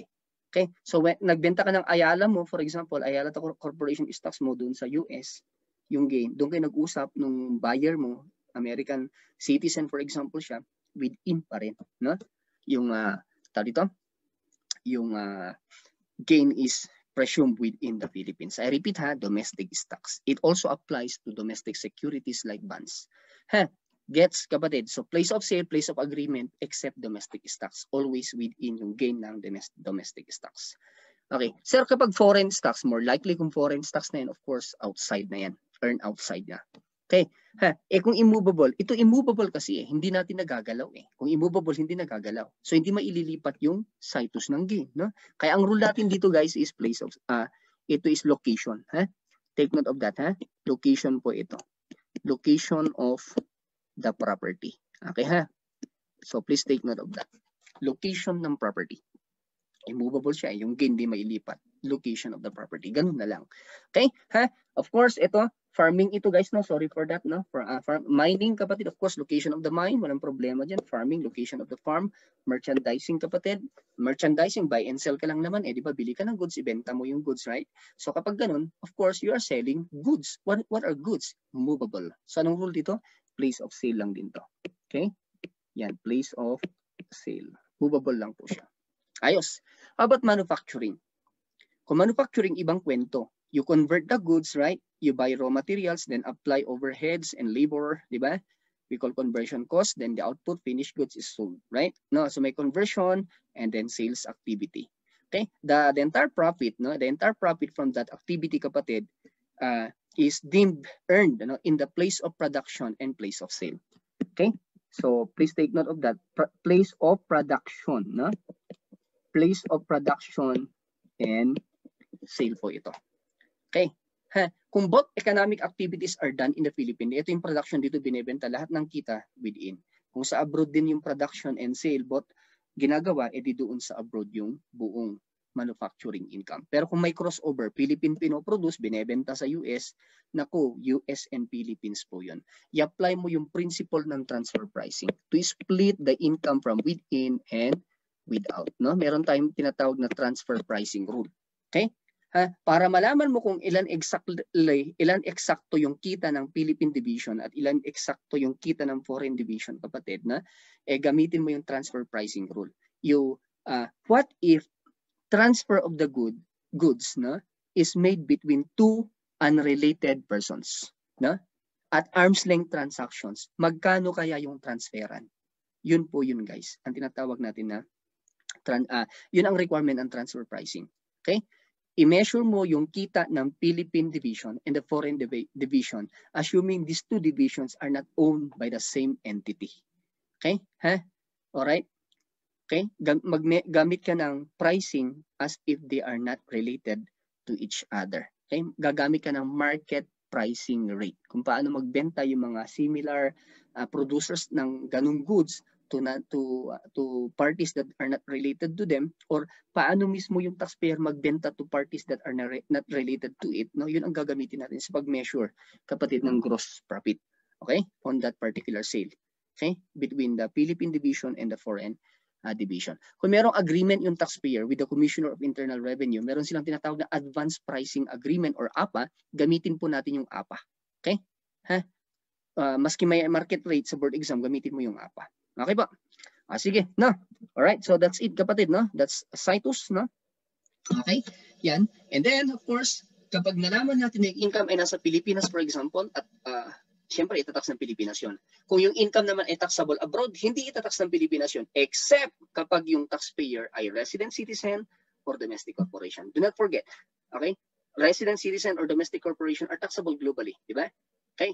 So income abroad, normally hindi itatax ng Pilipinas except when resident citizen or domestic corporation. Okay guys, no? So pagtiyagaan nyo itong basic lang na ito, itong konting basic niya, mamay i-integrate natin para makita mo yung interplay ng concepts. Okay, now, we will report kung nalaman natin na taxable, okay, i-measure natin using an accounting methods. Okay, at ito yung mga pinaka-common methods. We have the accrual basis na, and the cash basis. Parehas sa financial accounting, no? Parehas na parehas. May exception lang. Okay? In taxation, do not forget this. Advance income is taxable upon receipt. Particularly in the sale of services. Renta, professional fees. Ulitin ko guys ha, advance income is taxable upon receipt. It does not apply on the sale of goods. Kasi sa goods kasi, wala kang income unless ownership is transferred. Okay ba? Ha? Kung sa service kapatid, sa service, no? Ano siya? Tawag dito, kung may natanggap ka ng advances galing sa kliyente mo o customer mo, income na siya for taxation purposes. Do not forget that this principle is applicable not only on income tax but also on business taxes. Ha? Okay? Ayos kapatid ha? So, kung accrual basis ka, 'di ba sa accounting accrual kapag may advance income ka, hindi ini-income ng accounting, 'di ba? Ginagawa ng accounting na unearned income, right? Sa tax, walang unearned income. I-add back mo ho yun. Yun po yung pagkakaiba ng accrual ng tax at accrual ng accounting. Okay po, ha? Isa po yan. Okay. Pangalawang tandaan mo guys is ito, no? Prepayments, no? In accounting, kapatid, kung bayad mo ng expense, ini-expense na natin yan eh. Kung bayad na natin yung expense, right? Okay? Ha? Pero, sa taxation, kapatid, prepayments are not deductible. In its very strict sense, ang prepayment ay hindi po expense for taxation purposes. Bakit? Kasi kung i-expense mo ang prepayments, kapatid, it will cause delays in income recognition. Yung income, kapatid, it will cause delays in income tax collection, I should say. Kasi kapag in-expense mo ang prepayments, income in the initial year will be understated at the expense of which will be later on compensated by an overstatement in income in the succeeding year. Okay ha? Ma-understate yung first year siguro, yung succeeding year malaki. Mapalaki yung income. Magka-counterbalance talaga. Kaso, na-delay yung income tax kasi nga understated yung income, maliit na tax ang ibig sabihin yan. Overstated na ang income, malaking tax ang ibig sabihin yan. Okay? Walang problema kasi nag-counterbalance, kaya lang it delays income tax collection, not good to the government. Sa income tax kasi may tinatawag na lifeblood doctrine. Okay ha? Sa taxation, I should say, in the entire taxation theory, may lifeblood doctrine. Ha? The earlier the tax, the better. Kasi nga kapag nawawalan tayo ng tax, parang ang gobyerno nagiging nawawalan ng dugo. Ha? Nagiging anemic, mahirap po yan. Delikado sa bayan. Okay guys ha? Ayan. So meron din ako tayong installment method kapatid, no? Ng pag-report ng income, no? Ito nga lang hindi masyadong pinapaboran. Inaalaw lang po ang installment method kapag medyo alanganin yung pambayad ng taxpayer. Ha? Okay? Kapag medyo alanganin yung pambayad ng taxpayer, kailan na natin sasabihin medyo alanganin yung pambayad ng taxpayer? Kapag initial payment hindi lumampas ng 25% of the selling price. Okay guys, ha? Okay?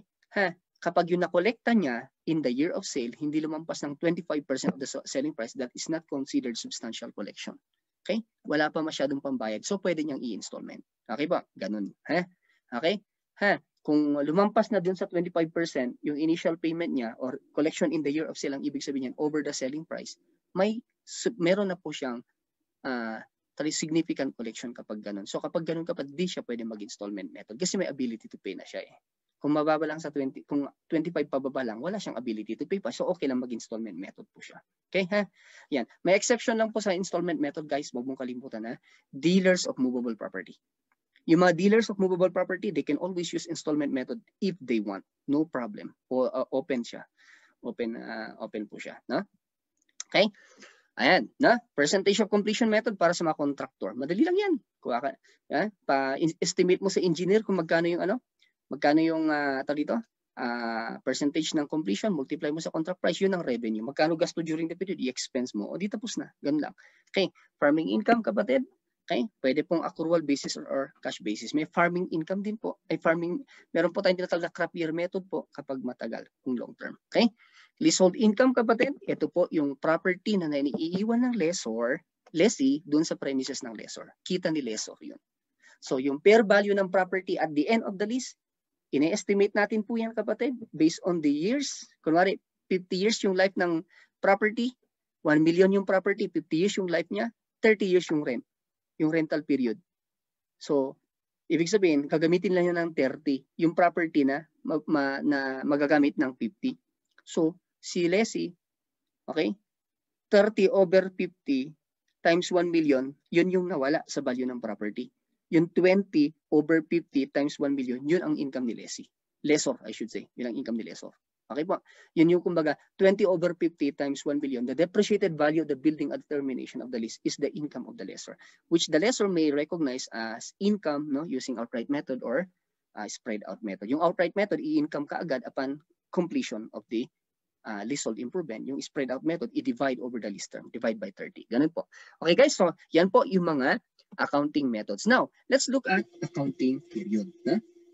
Okay, so ayan, alam mo na yung income value report. Yan, okay po. Ang calendar year, alam mo yan, January 1 to December 31. Applicable to all types of taxpayers yan. Individual or corpo. Okay? Yan. Okay, ang fiscal kapatid ay pwede lang sa korporasyon. Hindi pwede sa individuals. Tandaan mo yan, ha? Okay? So, kung individual ka, ang default, January 1 to December 31, ang reporting period mo. Yung kita mo from January 1 to December 31, yun ang rine-report mo. Kung ikaw naman ay korporasyon, pwede kang mag-fiscal year. Any 12-month period ending other than December 31. Sir, anong gamit ng accounting period? Okay, para alam mo kung hanggang saan ka mag-accumulate ng kita na i-report mo. Kung hanggang saan ka magka-cut off. Okay po, yun. At kung alam mo yung ending ng accounting period mo, doon mo bibilangin yung deadline mo to file return. Okay po, ang rule natin kasi dyan is 15th day of fourth month end of year. So kung calendar ka, December 31 yung ending, ano yung 15th day of fourth month end of year? April 15 next year. Kung fiscal year ka ending June, ano yung 15th day of fourth month end of year? June, July, August, September, October, on or before October 15 of the same year. Okay ba? Sir, wait lang. Ano kapag ano naman? October po. October, ang ending, October 31 ng fiscal year. 15th day of fourth month end of year, October, November, December, January, February, on or before February of the following year, ang iyong deadline. Ganun. Okay, guys? Alright. Yan, na? Okay. Okay, so yun, na? Ayos. Ngayon, eto na. Ang ating gagawin na is ihahalo natin. Na? Ihahalo-halo natin. Yung pinag-usapan lang natin. Balik lang tayo, ha? Okay? Okay. Dalawa ang obligasyon ng taxpayer. Okay, mag-file ka kung mag-file ka ng tax return, magbayad ka ng tax kung may income ka. Pangalawa, if you're making income payments that are subject to withholding taxes, final withholding tax on compensation or expanded withholding tax, mag-withhold ka, magbayad sa gobyerno. Okay? If you did not comply with these two obligations, kapatid, may assessment yan. Both of these, okay, magkakaroon ka ng penalties kapag di ka nag-comply. Okay ha? O yan yung characteristics ng income. O ito, ulitin ko lang, ang income tax natin tatlo. May final tax, may capital gains tax, may regular income tax. Huwag mo lang kalimutan kapatid na ng final tax para sa mga passive income na certain, may listahan ang batas. Okay? Kasi yung mga certain na yun, yung mga risky income, mataas ang tax evasion niya. Pati yung mga taxpayer, mataas ang tax evasion. Ano yung mga yun? Non-residents, non-resident alien, not engaged in trade or business, non-resident foreign corporation. Okay ba? Ayun lang. Alright, ha? Okay. Ito po, wini-withhold. Ang final income tax, wini-withhold. Sino magko-comply? Nagbabayad ng income. Kung ako natatanggap, wala akong gagawin. Okay po? Diba? Yung kinaltas niya, okay? Yun na yung tax ko. no? Kung hindi siya nagkaltas, problema niya yun, hindi ko problema. Siya habulin ng gobyerno kasi siya obligated ng government, right? Yun ang final income tax. Okay ha? Guys, okay lang po ba? Okay, capital gains tax, kapatid, no? Ayan, domestic tax po, kapatid, no? Ano pa? Real property. Huwag mong kalimutan, sa domestic stock, nagfa-file ka. Nagre-report ka, although final tax ang tawag ng batas sa kanya. 15% ang tax rate yan. Yung real property capital assets, 6% final tax. Buyer ang nagko-comply. Wala tayong problema sa seller side. Sa regular income tax, no? Okay? Ha? Kapatid, magre-report ka. Na? Magpa-file tayo ng report kung may naikaltas na creditable withholding tax, namely, withholding tax on compensation sa expanded withholding tax, ikaltas natin. Okay? Ha? At ang taxpayer natin, lahat ng taxpayer taxable lang only on income from the Philippines, except resident, citizen, and domestic corporation na taxable globally, di ba? Alright. Ano pa? Yung mga situs ng income. O dapat alam mo kung nasaan yung income for taxation purposes. Do not just forget yung rule ng gain on sale, kung movable, place of sale, kapag immovable, location of the property. Except kapag domestic stock, huwag kalimutan laging within. Na? Okay po? Ayos. Okay ha? Yan. No? Ayan. No? Okay. Yan. Tirain natin to. Ang ating discussion, kapatid, ay tapusin po natin dito. Alright. So, passive income, no? Part of those certain, nandun sa listahan, no? Nandun sa listahan ng subject to final tax, no? Determine, determine, paki-ano mo nga to, kapatid, no? Hindi ko nakita yan. Instruction dapat yan eh. Okay. Requirement dapat, no? Determine the applicable tax scheme if the above earned or sold, if the above income, yung mga nandyan sa taas, are earned or kung transaction man yan, sold, ano, or realized or rendered, ano, within, okay, kung mga ito ba, no, ay, ano ba yan, earned ba sila, sold sila, or rendered within or without? Paano kapag yung taxpayer ay RC? Paano kapag yung taxpayer ay RA? Paano kapag yung taxpayer ay DC? Paano kapag yung taxpayer ay RFC? Paano kapag yung taxpayer ay NRA and ETB? Ano yung tax scheme na mag-apply? So, sabihin mo lang sa akin kung final tax, capital gains tax ba or regular income tax. Okay? Ha, kapatid. Okay. Pero bago natin 'to pag-usapan, no? Bago natin pag-usapan 'yan, huwag mong kalimutan, lahat tax ay taxable lang on income earned within. Except guys? Domestic corporation, except resident citizen, they are taxable globally. Okay? Ha? Ito pa. Huwag mong kalimutan din, kapatid, no? Yung obligation na to file yung twofold tax obligation, kapatid, no? Yung you file income tax, ano yung isa? You withhold you withhold and remit credit you withhold and remit withholding tax, kapatid. Yung dalawang obligation po na yun, we call twofold tax obligation. Kaya lang po i-demand ng gobyerno sa mga taong andito. Okay? Huwag kalimutan yan, ha? Yung twofold tax obligation, taxation is territorial kasi one of the limits of taxation no?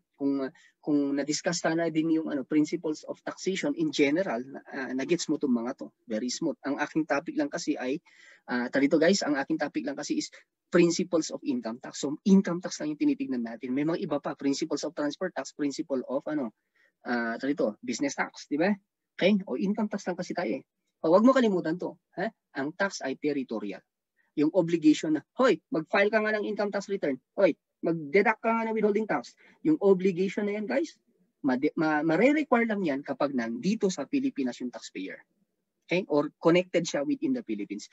Hindi yan mai-impose. Yung filing of tax return or pagpapa-withhold, hindi yan mai-impose kapag nasa labas. Ulitin ko, ha? Lalo na yung non-resident alien not engaged in trade or business, non-resident foreign corporation. Okay? Hindi maobliga na, hoy, mag-file ka, hoy, mag-withhold ka. Yung NRA and ETB, NRFC, hindi natin may require sila ng tax obligation. That's why, kung ang NRA and ETB may income sa Philippines, hindi natin makompel, hoy, mag-file ka nga. Kaya yung taga-Pilipinas, siya po pinagkakaltas natin. Kaya nga po, sila ay napa-final tax. Okay? Ha? Okay lang po ba yan? Nagkakaintindihan tayo? Kaya ito ang tandaan mo, guys, no? Ito tandaan mo. Ang self-assessment method applicable to all taxpayer, kahit anong category ng taxpayer, except NRA and ETB, kasi wala dito. Hindi natin mapilit mag-file yan. At NRFC, hindi rin natin mapilit na mag-file. Okay? So self-assessment method mandatory to all taxpayer. Tandaan mo, except NRA, NETB, NRFC kasi nandun sila sa labas. Ito pa isang tandaan mo. Yung withholding system, di ba nagpapakaltas yung gobyerno withholding tax, right? Ay mare-require lang ng gobyerno sa mga residente ng Pilipinas. Sa mga nandito. Okay? Alright? Sa mga nandito sa Philippines. Sir, paano kapag non-resident citizen? Citizen yan Still. No? Part pa rin ng Pilipinas yan, kumbaga, kung tutuusin, ano? So kapag ganun, mare-require kung may negosyo siya dito, ng resident siya, nasa abroad, ng citizen, may negosyo sa Pilipinas, mag-withhold ba yung business niya sa Philippines? Yes, of course. Okay ba? Ang withholding tax nga lang, kapatid, ganun din po sa income tax, hindi mare-require kapag abroad. Okay, ha? So hindi mo, kunwari, Pilipino, ako, resident citizen ako, no? Okay, nilagay ko pera ko sa Bank of Tokyo. Okay, commercial bank kunwari sa Japan. Okay? Yan. Ngayon, yung income, yung interest income from bank ay subject to final tax. Can the Philippine government, hey you, Bank of Tokyo, Japan, deduct withholding tax from the income of Mr. Banggawan because he is a resident citizen and according to our powerful law, he is taxable globally. Pwede ba yun? Can the Philippine government compel a foreign entity to withhold final taxes or withhold any taxes that are demanded by the Philippine government? No. Kaya tandaan mo guys, withholding tax obligation, yung filing of tax returns, applicable lang din po sa within. Okay? Kaya kung NRA, NETB, NRFC, ito na lang tandaan mo, wala po siyang self-assessment method, walang withholding method yan. Hindi po sila required na mag-file ng ITR. Hindi natin makompel sila kasi nasa labas sila.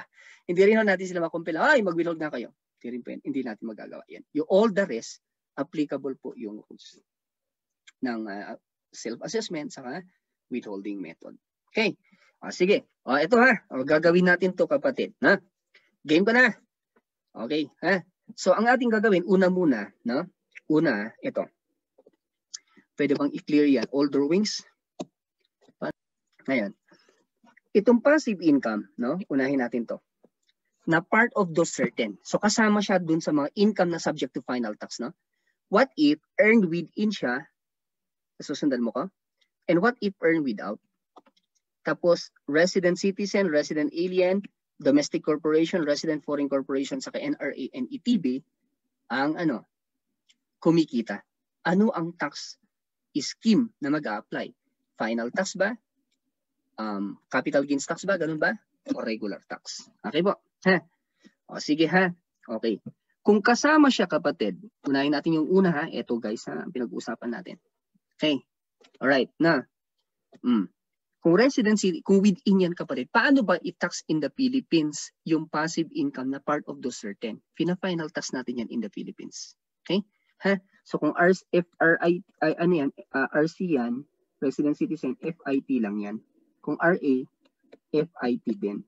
Kung DC, FIT. Do not forget, subject to final tax, yung mga passive income na part ng certain. No? FIT din to. Pati ito. FIT din to. Okay? Magkakaiba lang rate niyan, no? Pero saka mo na aralin yung rate, basta importante yung principle gets mo. Ha? Okay guys? All right. Kung without, outside the Philippines, yung yan ay part of the certain outside the Philippines. Okay. Mafa-final tax ba? Ang final tax ba? Kaya ba ng Philippine government i-compel ang foreign entities to deduct withholding tax? No.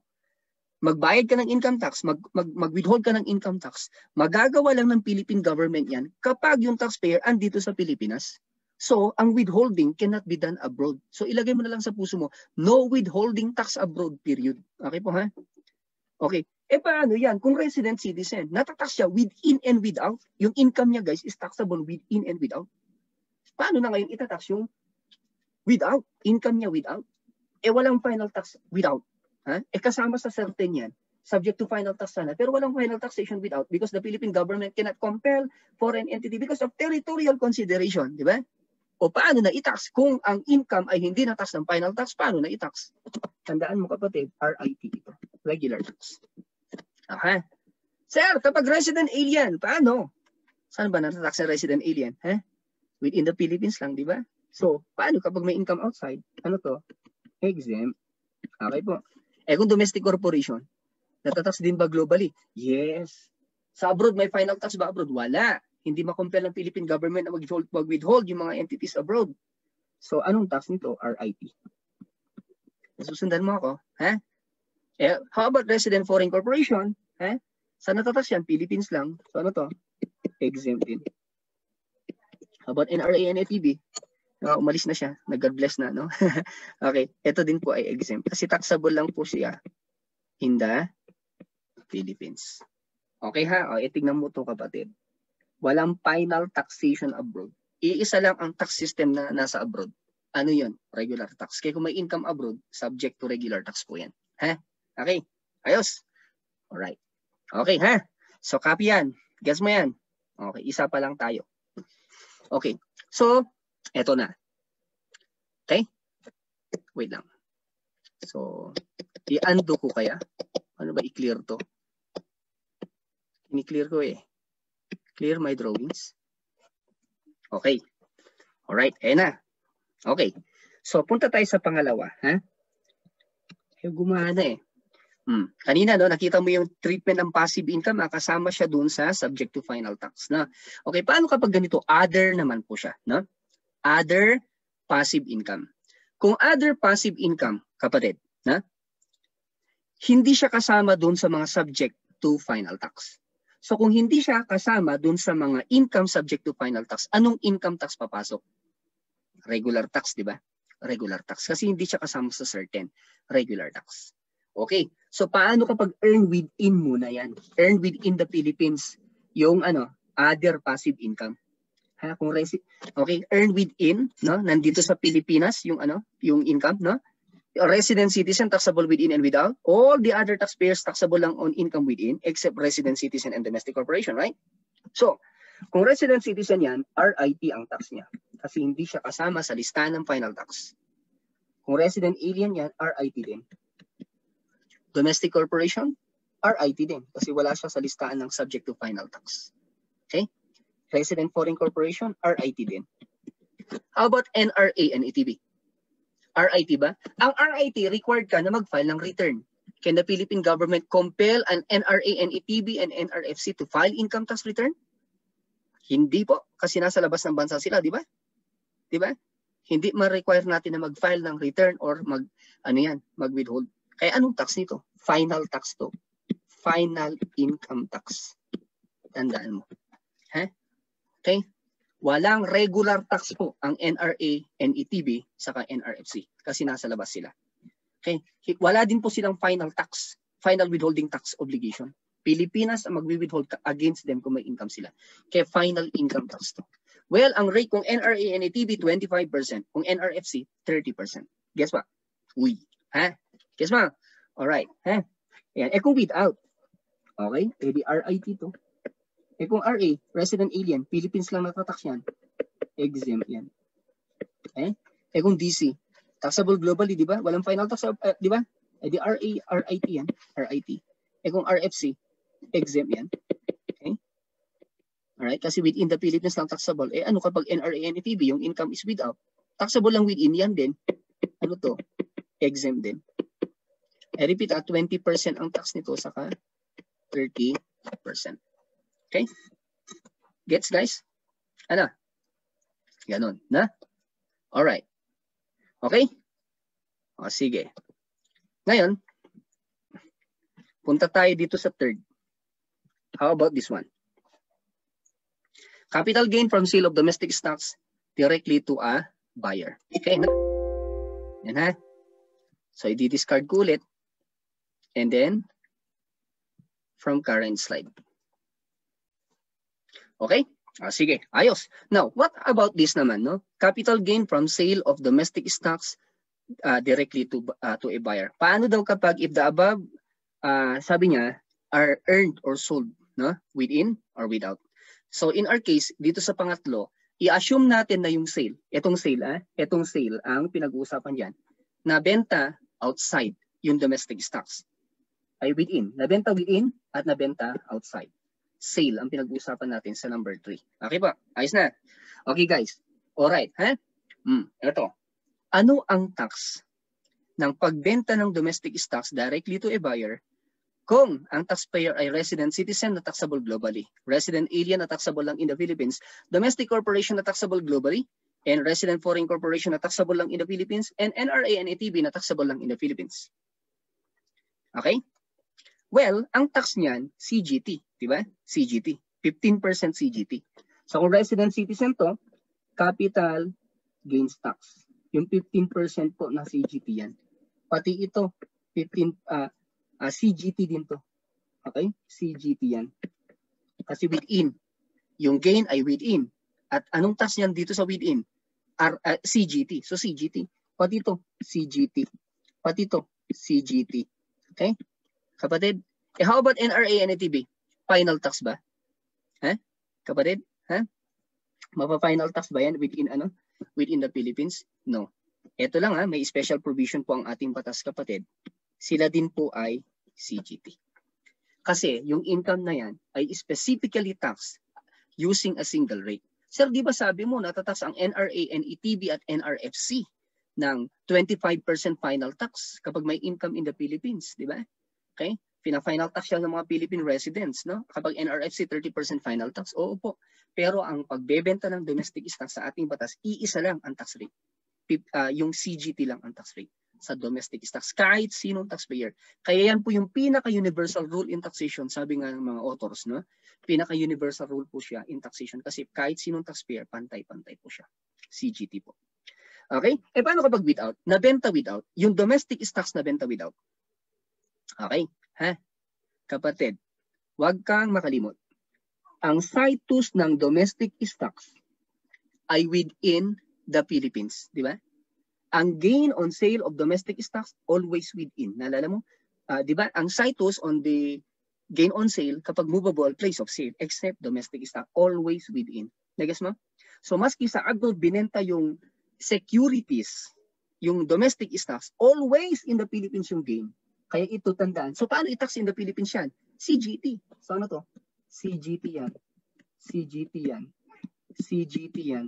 CGT yan. CGT yan. 15%. Nabaliw ka na, bebe? Okay po? Di ba? Shit, ang tax, grabe. Di ba? No. Aralin mo principle, mabubuo mo yan para kang gumagawa ng napakagandang, alam mo na yun, yung mga magandang yung tray, di ba? No? Ninit mo siya kapag alam mo yung lamat, di ba? Bakit CGT yan? Nga, abroad na benta nga. Kasi nga, ang gain ng pagbebenta ng domestic stocks always in the Philippines. At kung in the Philippines, paano? I-tax CGT. Isa lang rate, universal rule. Guess mo ka?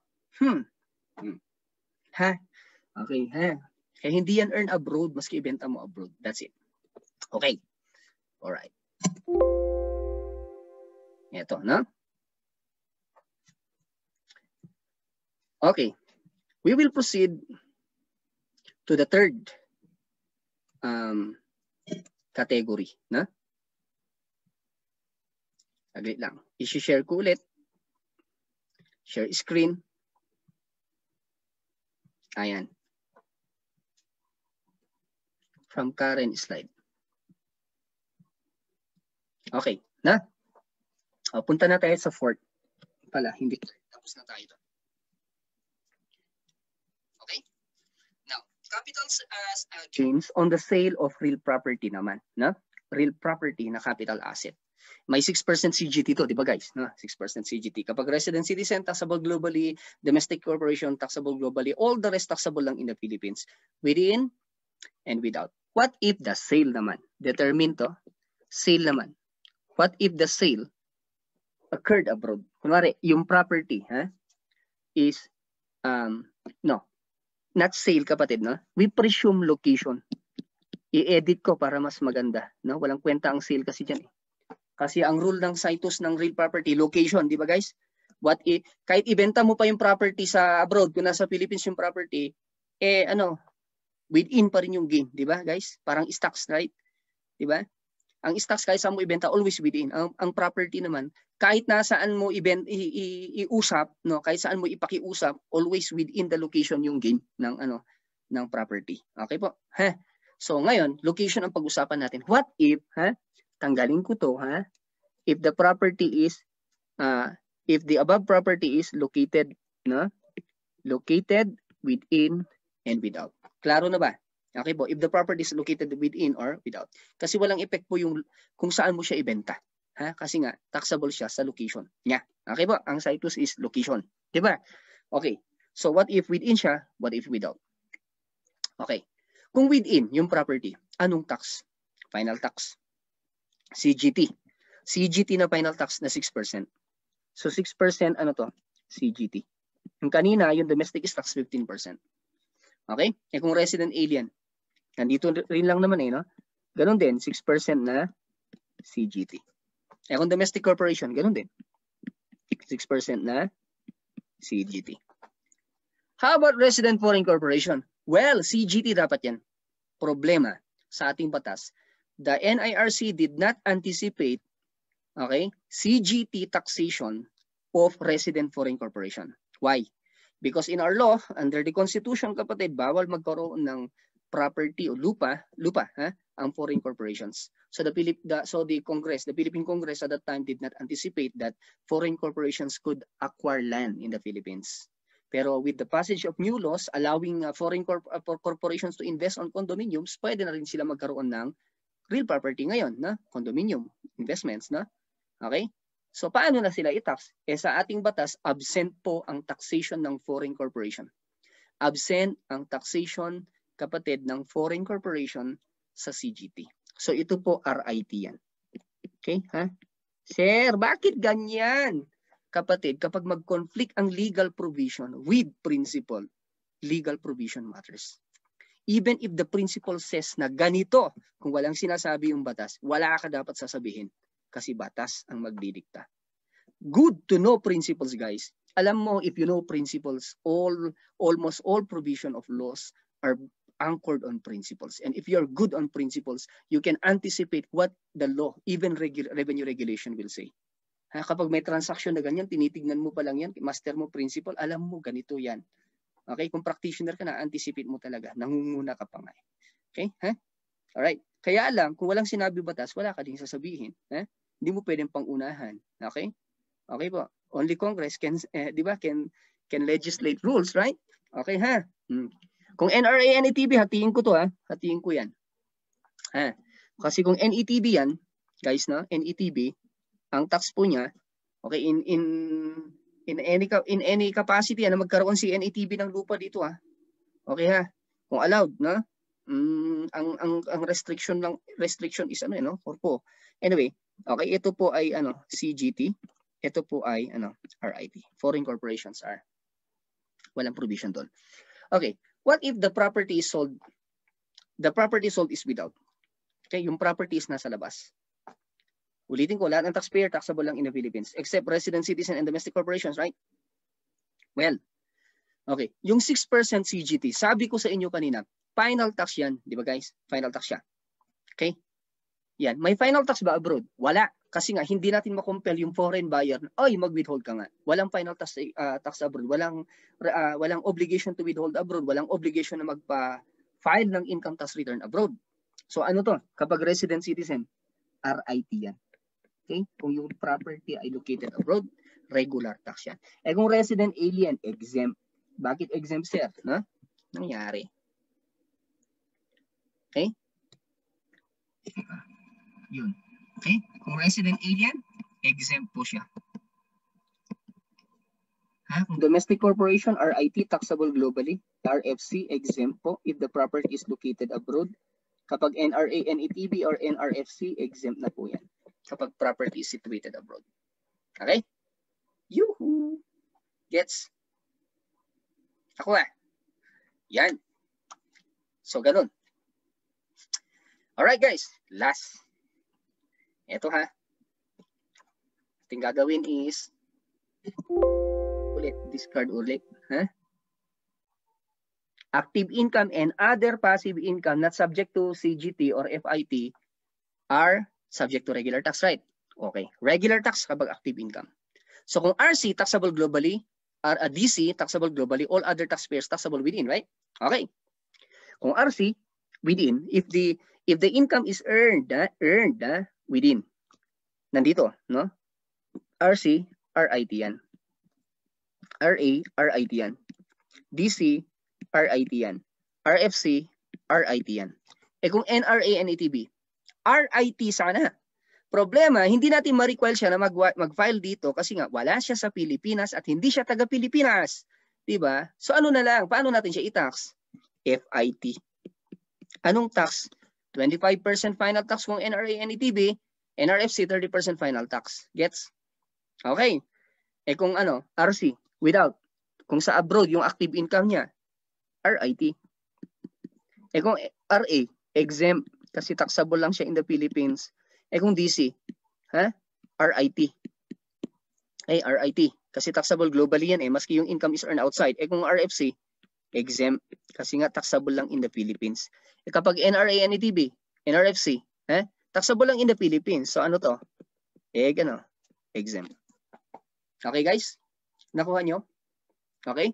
Bale, ganyan kapatid, no? Ganyan ang laro niya. So kung gusto mo i-master ang pundasyon ng income tax, ganun tayo mag-aral, ha? Okay ha? No, napaka-basic po lahat ng mga bagay-bagay. Pero ito po, no, principle. Aralin mo lang yung principle. At kung kabisado mo principle, madali lang po siyang aralin. Okay? Ha? Sana naka-impart ako sa inyo ng isang magandang aral tonight, no? Isang motivation para sa iyo ay i-expound ang iyong knowledge in taxation. Kasi nga kapatid, taxation is power, ha? Knowledge on taxation is more powerful. Okay po, ha?